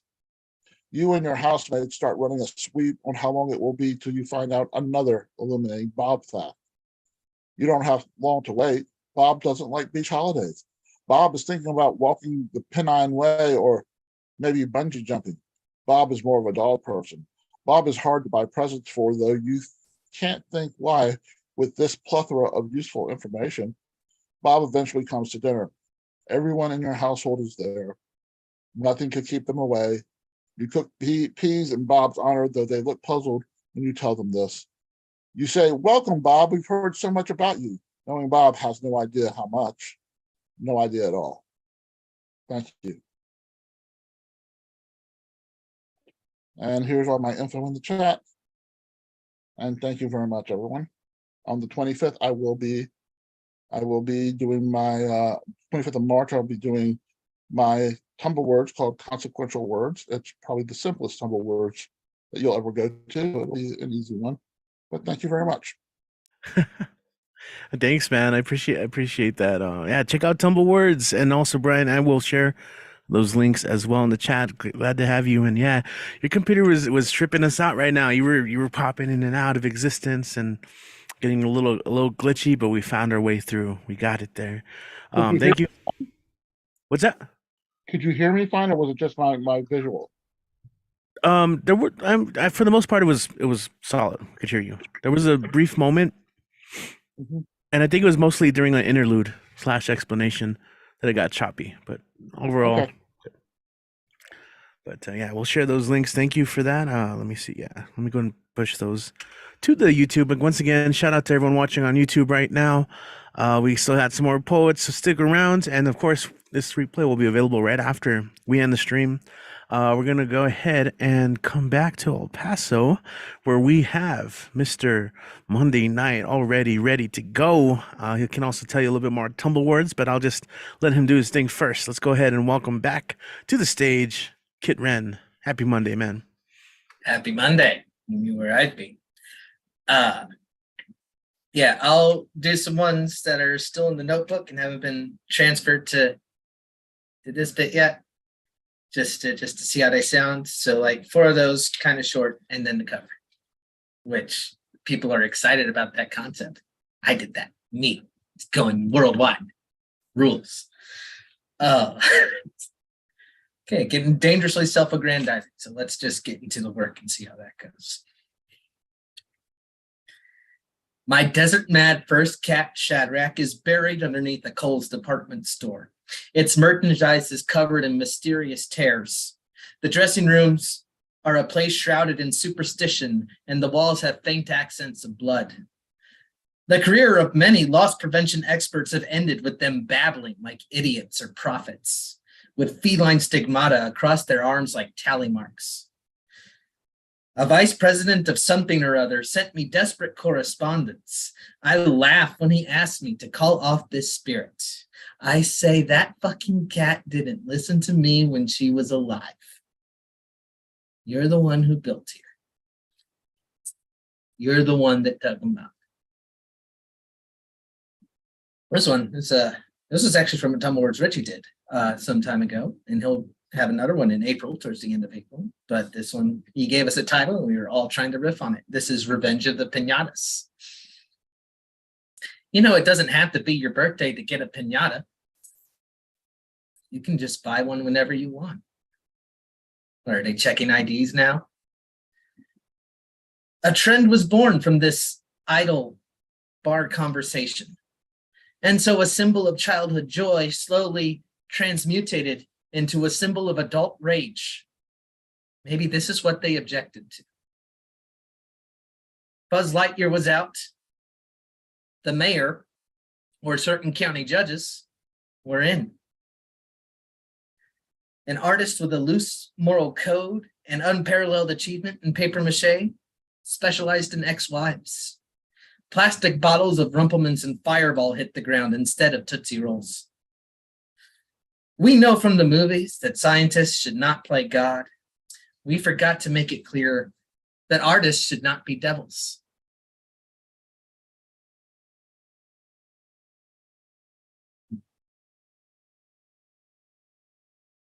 At a call center that shall remain nameless, everyone called me Chris. I was frightened by legal boilerplate into using something closer to my real name on the phone. And after that, it became a matter of trust. The people I liked got to call me Kit. It was like a knighthood. The people I didn't knew only the timid, rule-bound Chris. Compartmentalization gets a bad rap. It's a solid way to spend 8 hours, controlling the ways in which you can be known. An obedient, dutiful Chris allowed for anarchic dirtbag Kit to thrive, to swim without making ripples, to walk in stoned and sit at his desk reading Infinite Jest and 2666, and then present himself to the Glengarry boss as having worked himself to the bone. A sleeper cell of 4 people knew. As far as I know, they've never told. There is a cold caller supervisor reminiscing about someone who existed the way that a Halloween costume exists. The way children become dinosaurs. The way that when I give directions, anything that used to be a blockbuster is still a blockbuster.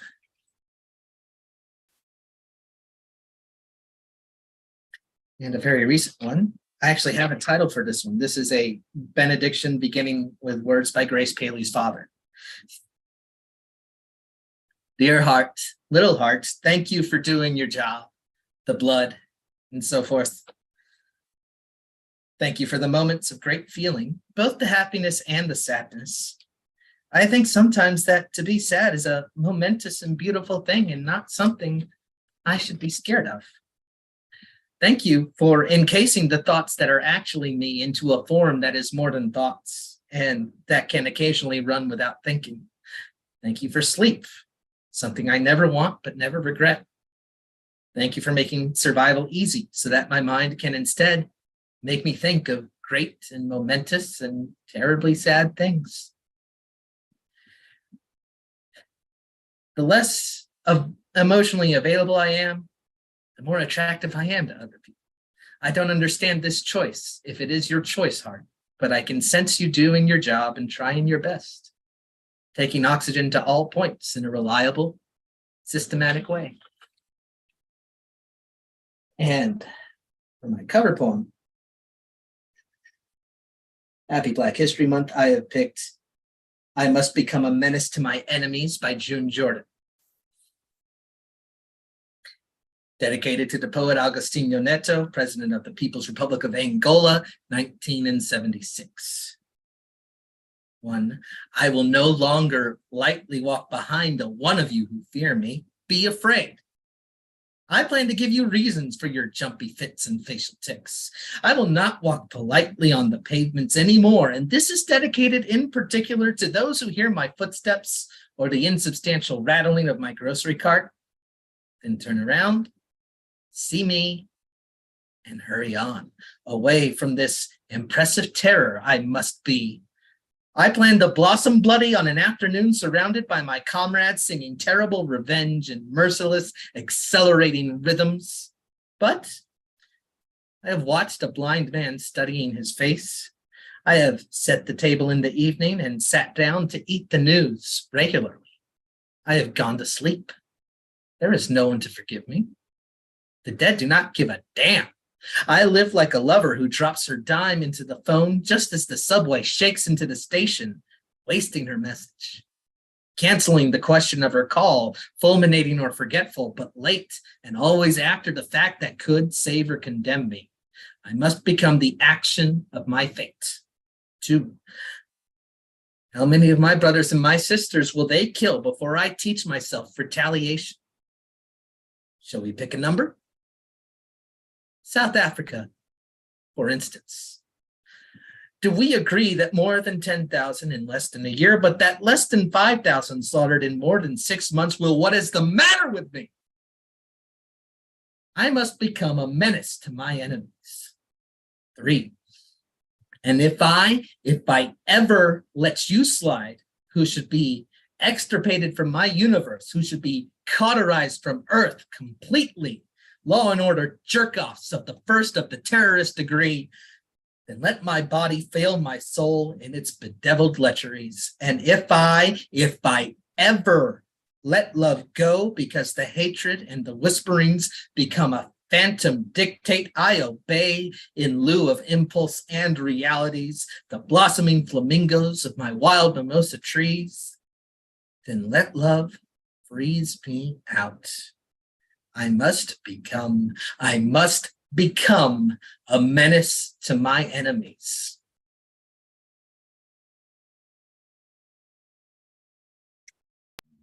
Awesome, man. All right, a little paper for everybody. Instagram at Kit Ran Away, Twitter Kit Talk Sports. You can follow me on Goodreads or I leave reviews. I picked a lot of losing horses so far this year, but you know, bad reviews are fun to read too. You can find some long essays about football here. Find me on Facebook, easy enough. CC already did. Good to have another person on board. You can send me an email or drop something in the tip jar on PayPal. That's what you want to do. And the Tumbleworks Project. I inherited the running of this in October from its founder and family friend, Donna Snyder. And we are tumbling along for yet another month. Every Saturday, generative writing workshop. This Saturday, our presenter is actually someone you saw earlier today, Finn Bell. And that's going to be a great time. I am certain of it. We also have some local legends who will be contributing this month. People like Monica Gomez and people like Carlos Fidel Espinoza, who won the same Southwest Book Award that Robin Schofield, full disclosure, my mother, also won. And we close out the month with, as he said, Brian Franco. He said it's a simple workshop. Some of his workshops have been tremendously complicated in the past, so I look forward to learning what he means by simple. But thanks, Brian, for leaving the breadcrumb trail for all these new folks to come and impress. Really appreciate it. Really appreciate having this space every Monday. Really appreciate you, Richie, and I'll throw it back to you.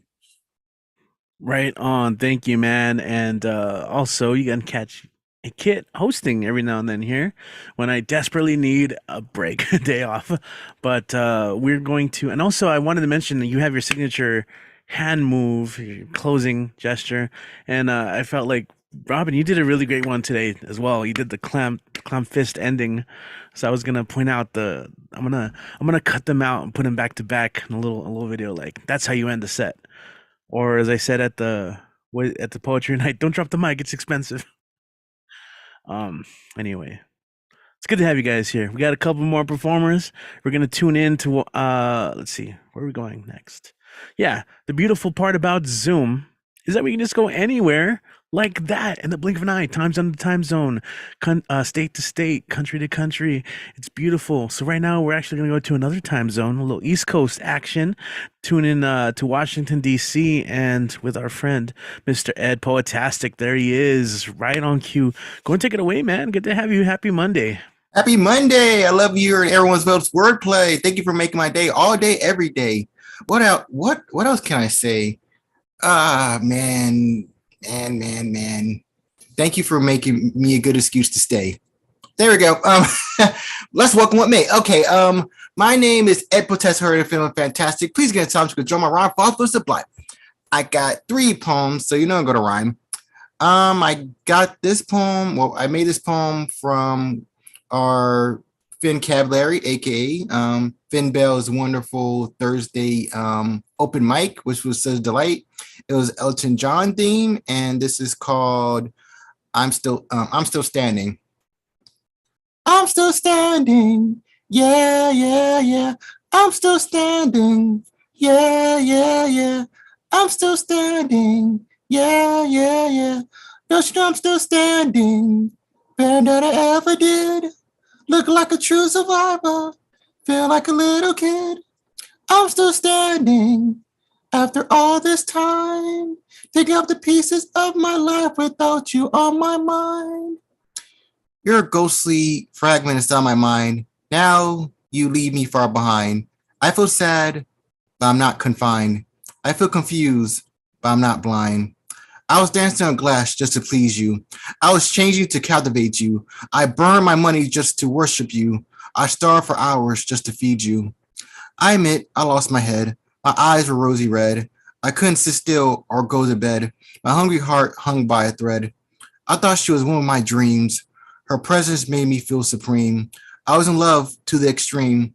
I was blinded by a backstabbing scheme. I was a prisoner held by chains. The pain was hard to explain.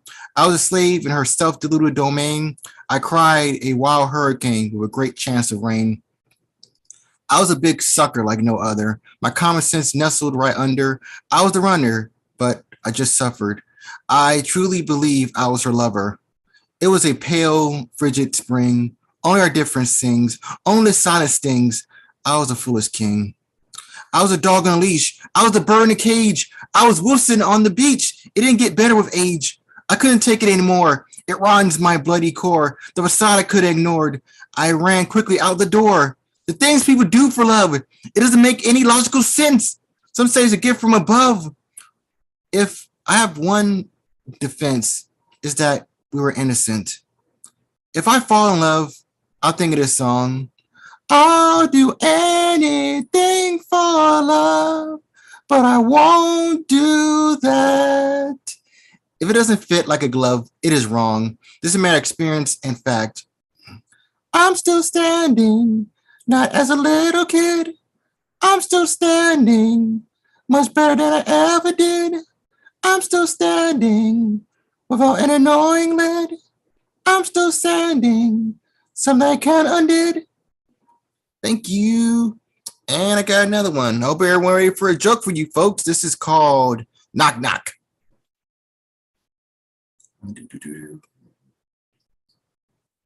Knock knock. Who, what, when, where? Knock knock. Who's there?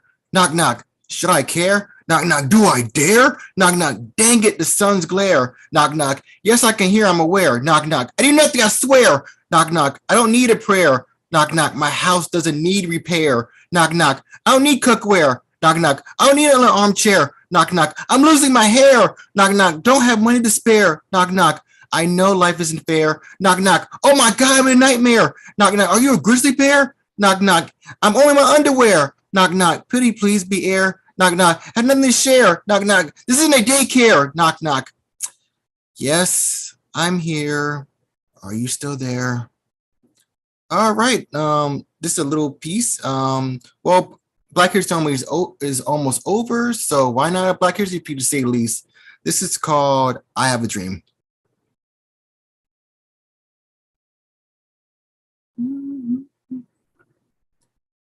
I have a dream we can love each other. I have a dream we can respect each other. I have a dream we can understand each other. I have a dream we can support each other. I have a dream we can educate each other. I have a dream we can cherish each other. I have a dream we can guide each other. I have a dream we can inspire each other. I have a dream we could hold up each other. I have a dream we can empower each other. I have a dream we can shelter each other.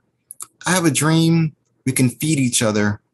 I have a dream we can protect each other. I have a dream we can strengthen each other. I have a dream we can heal each other. I have a dream we can nurture each other. I have a dream we can radiate with each other.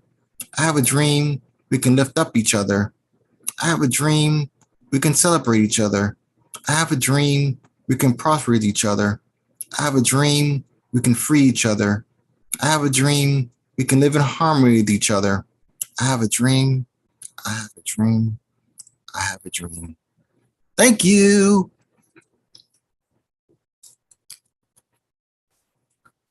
Awesome, man. Love that piece. Gonna have to clip that one, man, and share that. What do you have going on this weekend? Or how can people follow and support you online as always? Gotta ask. You supported me for coming to this wonderful open mic that makes our Monday night such a delight in the wonderful musical or protestic spotlight. All right. So if you want to follow me, please feel free. My Facebook is Eddie Foreman and my IG is Eddie Foreman92. And remember, if the mic is right, I'll be there to sparkle my protestic insight. You take a request. If you hand me a request, if you take guests, the answer is yes. Hope everyone stay healthy, safe, and blessed, and never stop singing or speaking the wonderful words inside your chest, and now stop feeling and being your best. And thank you, Richie, through and through. And remember that we love you. That's always great, man. Thank you so much for all that. Thank you, as always, for the positivity, man. And yeah, that's I'm loving that. I felt like that was a longer one than you usually do, but I like it. Ed Potastic, go follow him, go check him out anywhere. You know what I'm saying? Ed Foreman, Ed Potastic. Always spin that fire, man. All right, let's go ahead and continue. We're actually going to go from East Coast to West Coast and tune in with our friend in Los Angeles. We've got some poetry and music from Tisosomo. Hey, there you are. And that's me too. Echo. Sorry.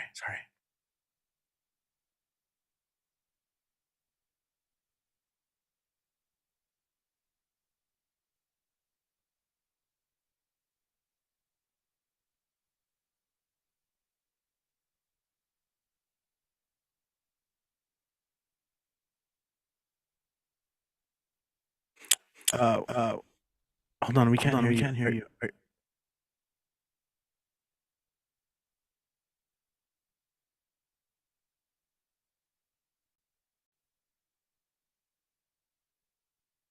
Yeah, we see visual, but we don't hear you.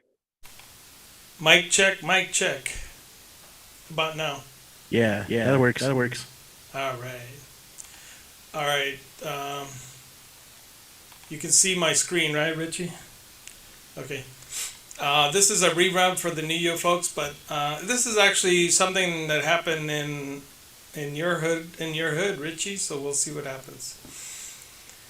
The figment of your border. The figment of your border, a boundary made of air, yet holds your world in place, but it really isn't there. The fence, the wall, the cell, the checkpoint with its gate, symbols of borders we know well, Kino Power's tool to separate.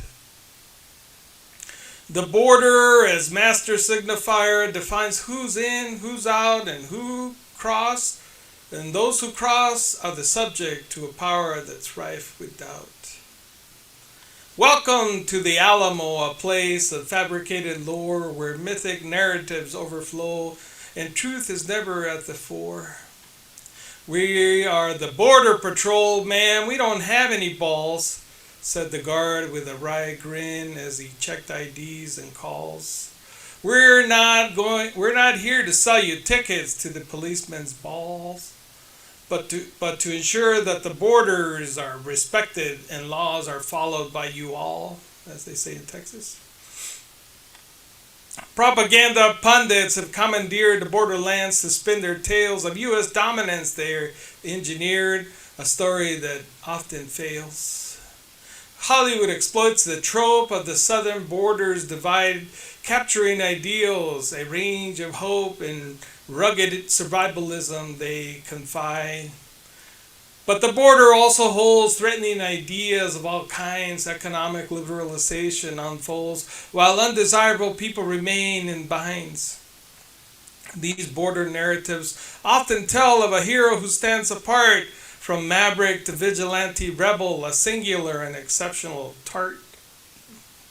These stories draw a line between the proper and the other, defining who's yours and mine and who belongs as a brother.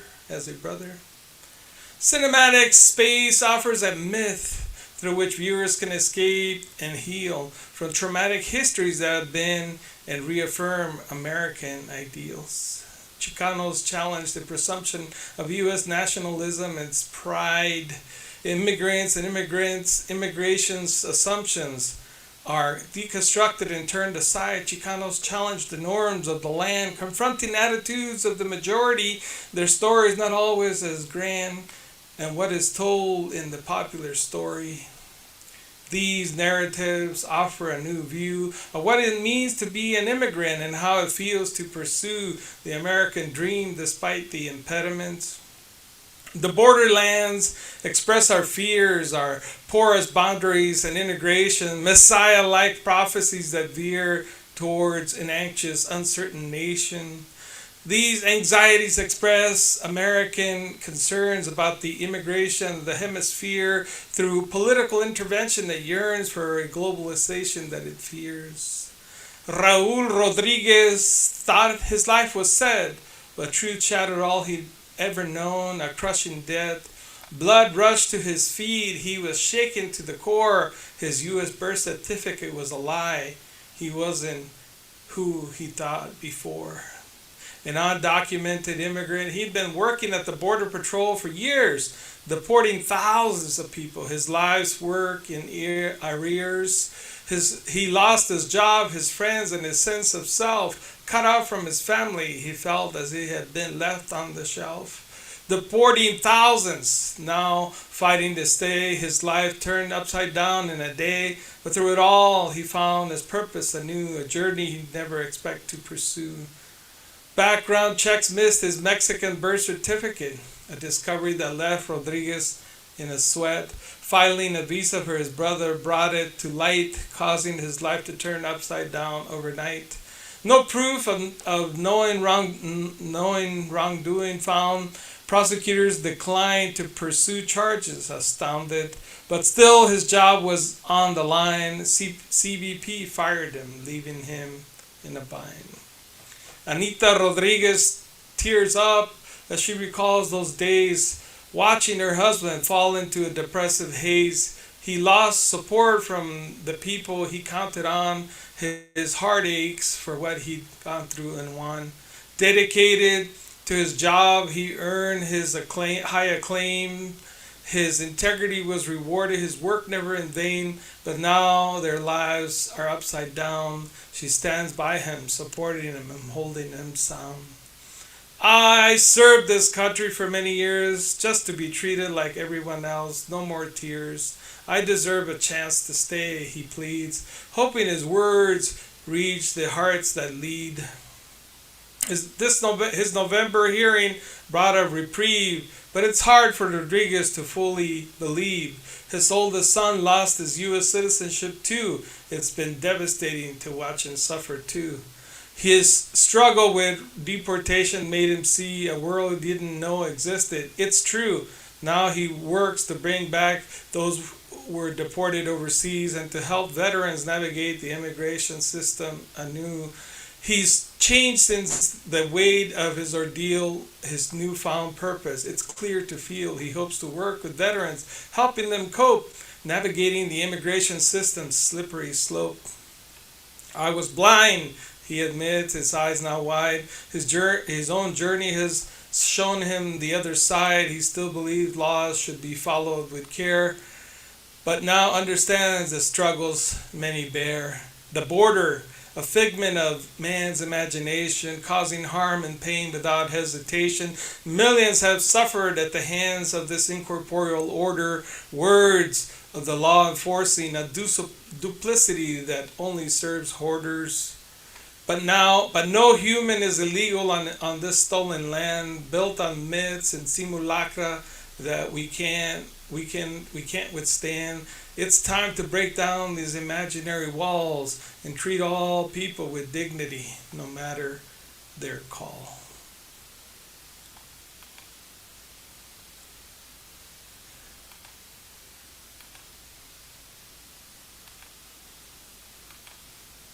All right. That was that.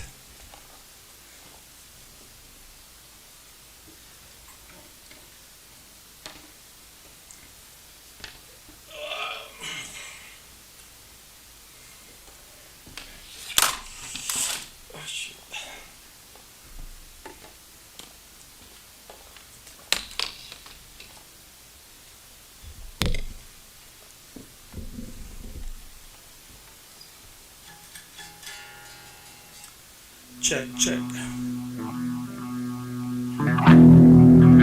Yo, what? How's that sound, Richie? Sounds groovy. Let's see how bad this goes.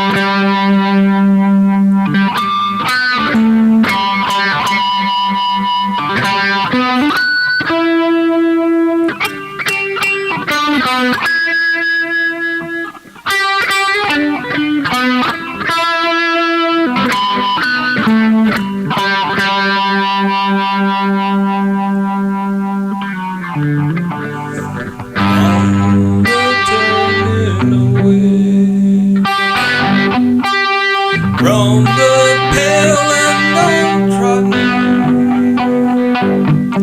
and the words that they say, which we won't understand. Don't accept what is happening. It's just a case of other suffering, or you'll find that you're joining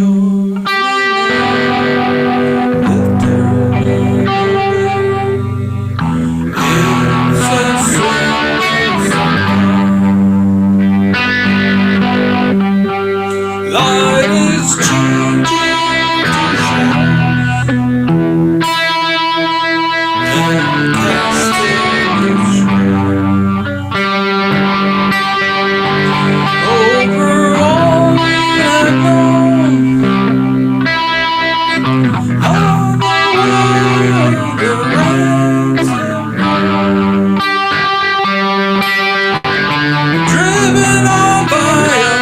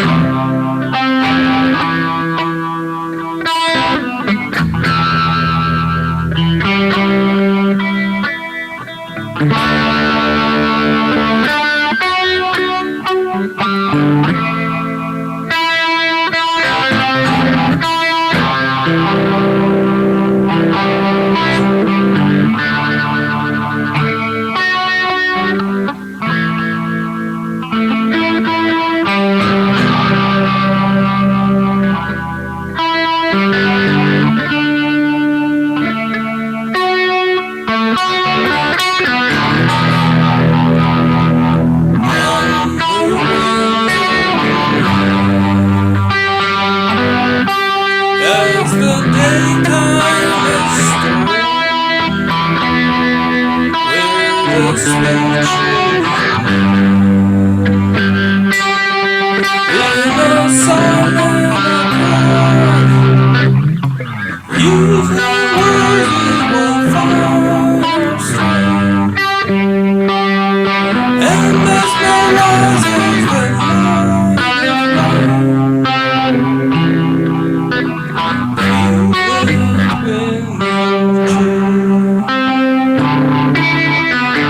On our way.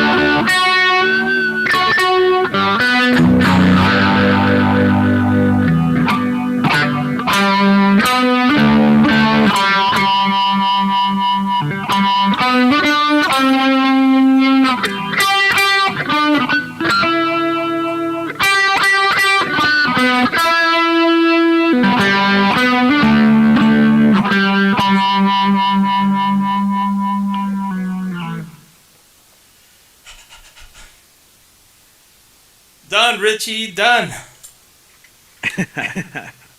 You really went out with that. All right, yeah, Hey, you went electric like Bob Dylan. Well, Guess that makes my sense. other guitar, the soundboard got disconnected, so I had to take it into the shop. So it's gonna be out for about a month. So. Well, that makes me Pete Seeger looking for my axe. All right.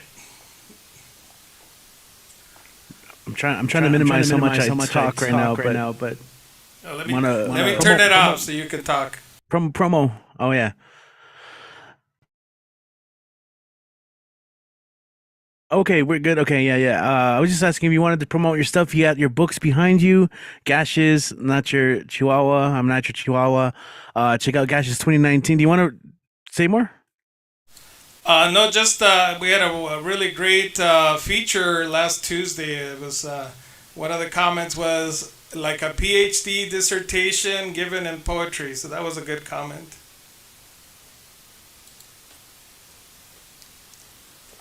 Cool. Thanks, man. All right. That's a trip. My mind is still recovering from all that sounds, and my voice is drifting into the. Okay, sorry. I was having a little too much fun with that.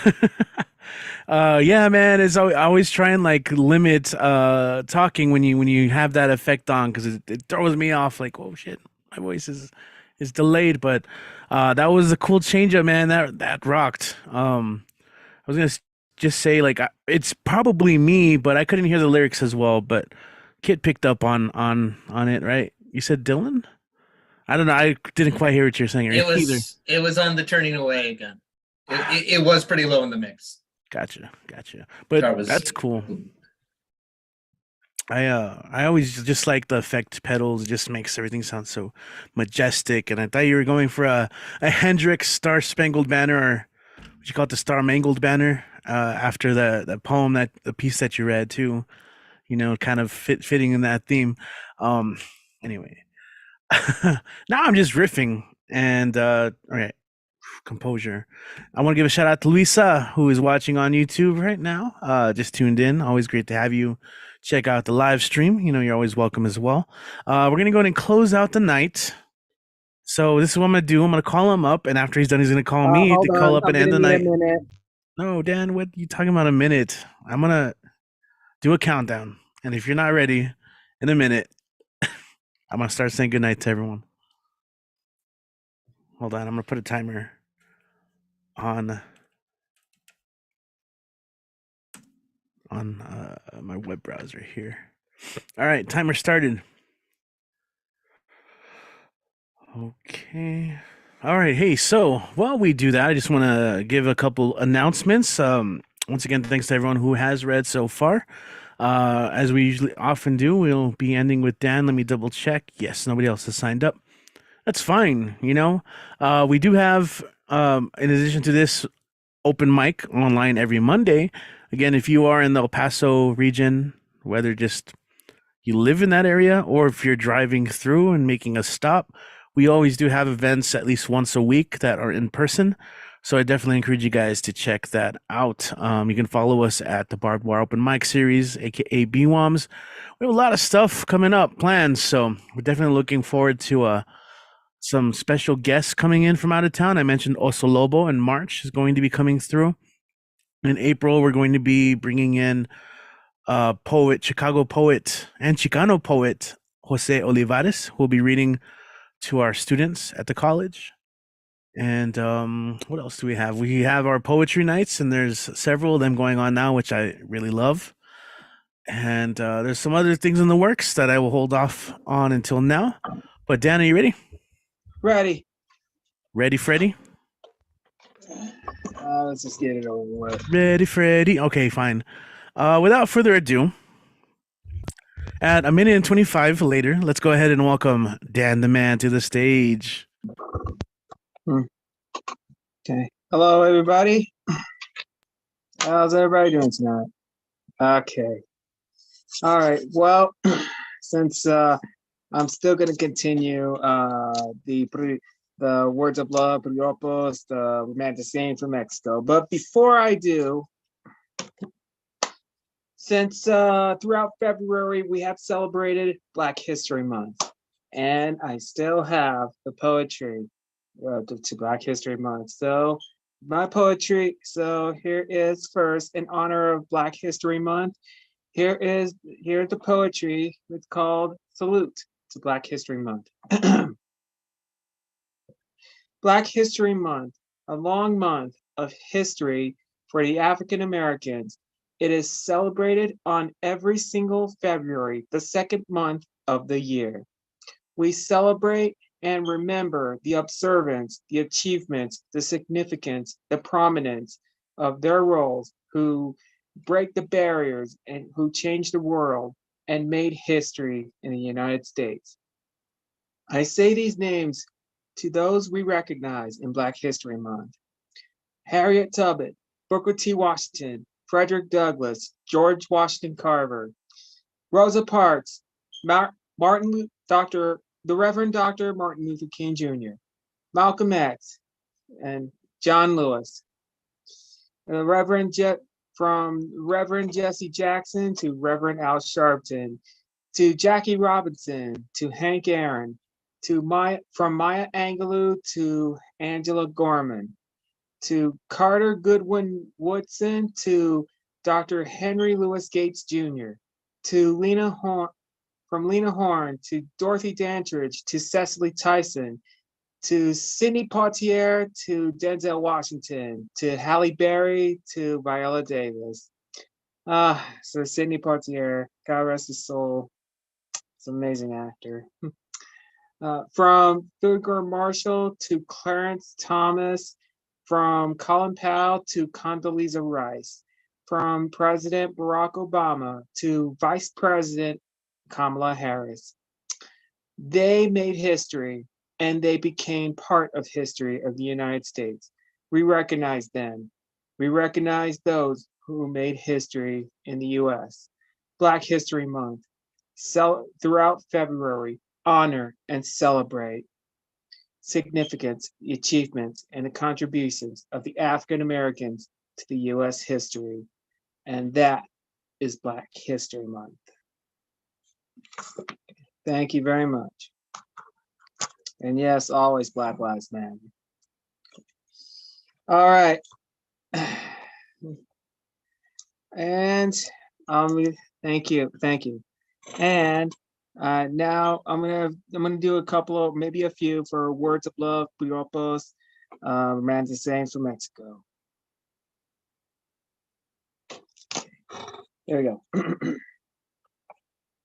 Let's see here.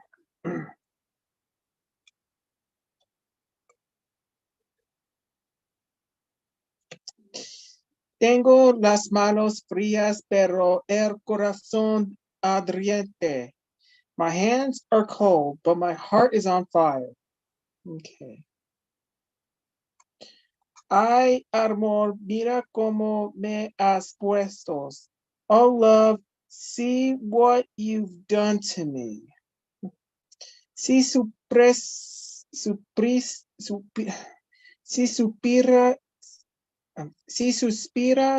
cerca de mí, está claro que no es por mí.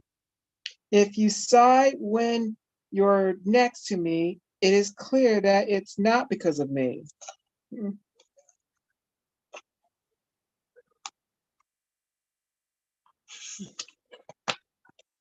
Okay.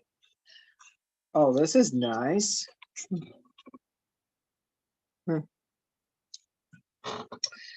Caja barajo el gusto su nido. Every bird prefers its own nest. Okay.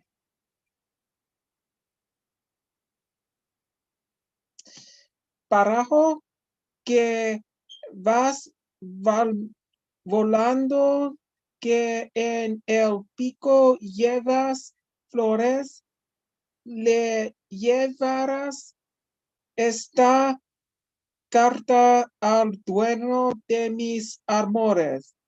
Bird with flowers in your beak, fly away and soar. Go and take this letter to the one that I adore. Nice. Okay.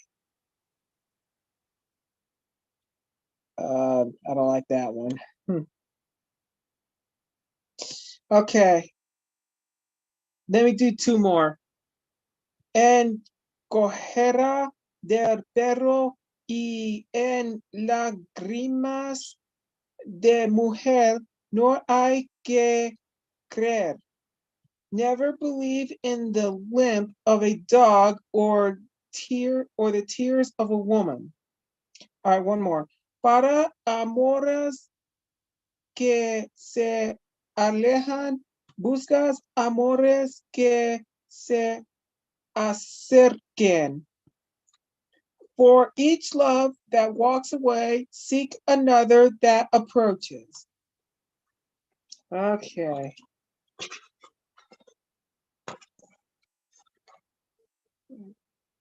Okay. All right, we're done for right now. Now, here it is. Yeah. Got it at Goodwill. Thank you. Yeah, Words of Love, Piropos, Romantic Sayings from Mexico. Okay. All right. Well, we're about to enter the third month of the year. And once again, I'll find it. And once again, will be the Child's Calendar, a Child's Calendar by John Updike. Will be a month of March. We'll get to that next Monday.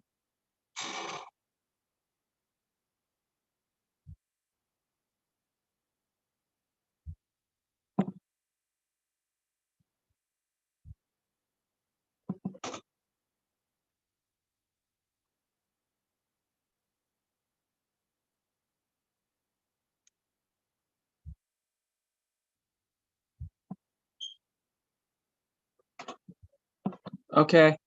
All right, guys, here it is. Read it and weep it. I'm behind posts on Twitter and Facebook.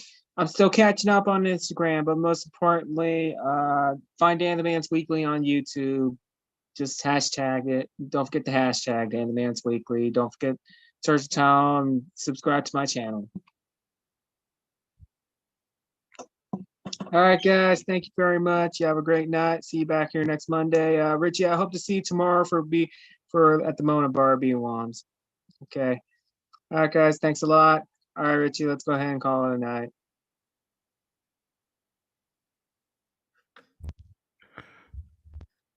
Cool. All right. Thank you, Dan. I'm gonna go ahead and mute you there. Thank you. Yes, tomorrow we have Mona. Well, actually, some updates. We're gonna see. There's a band that's touring that wants to play, so I'm trying to figure out if it's gonna be a regular open mic. Figuring things out. Either way, it's going to be a busy week, as always. We'll be back next Monday, as always. Be on the lookout. If you want to sign up, you can look up for the sign up sheet. We post it usually the Sunday, the day before our Monday night, on our social media, Bardbar Open Mic. We post the flyer on Instagram, and usually we put the link on our bio. Usually, last week I forgot. So if you're looking for a link and can't find one, shoot us a message. We also make a Facebook event page every time for this as well. And in the description, you can find the link as well, including some verbiage on what the mic is, what to expect, and how to treat each other. We actually just started adding something that we've been saying forever anyway at the shows, but sometimes people go in and out and miss it. But just the concept of respecting the mic, one another. I feel like good. We've been good lately.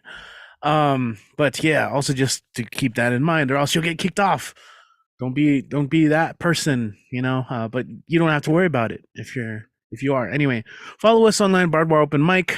We have lots of content that I have ready to post as well. I've been editing a lot of videos, not related to this, but people have come to the studio and shared some of their work, including Urban Cowboy Poet. I alluded to that earlier, but for the open mic, We will see you next week. Shout out to everyone who did check us out today on YouTube.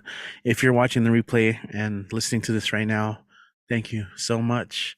You by the way, you're always welcome to come through. If you're just checking this out, don't need to be shy. Most of us are all pretty nice. We will see you next time for the live stream. My name is Rich. You can find me on Instagram, Deadwall Reveries, or you just look me up on Facebook as well. I'll see you next time. Peace. Later.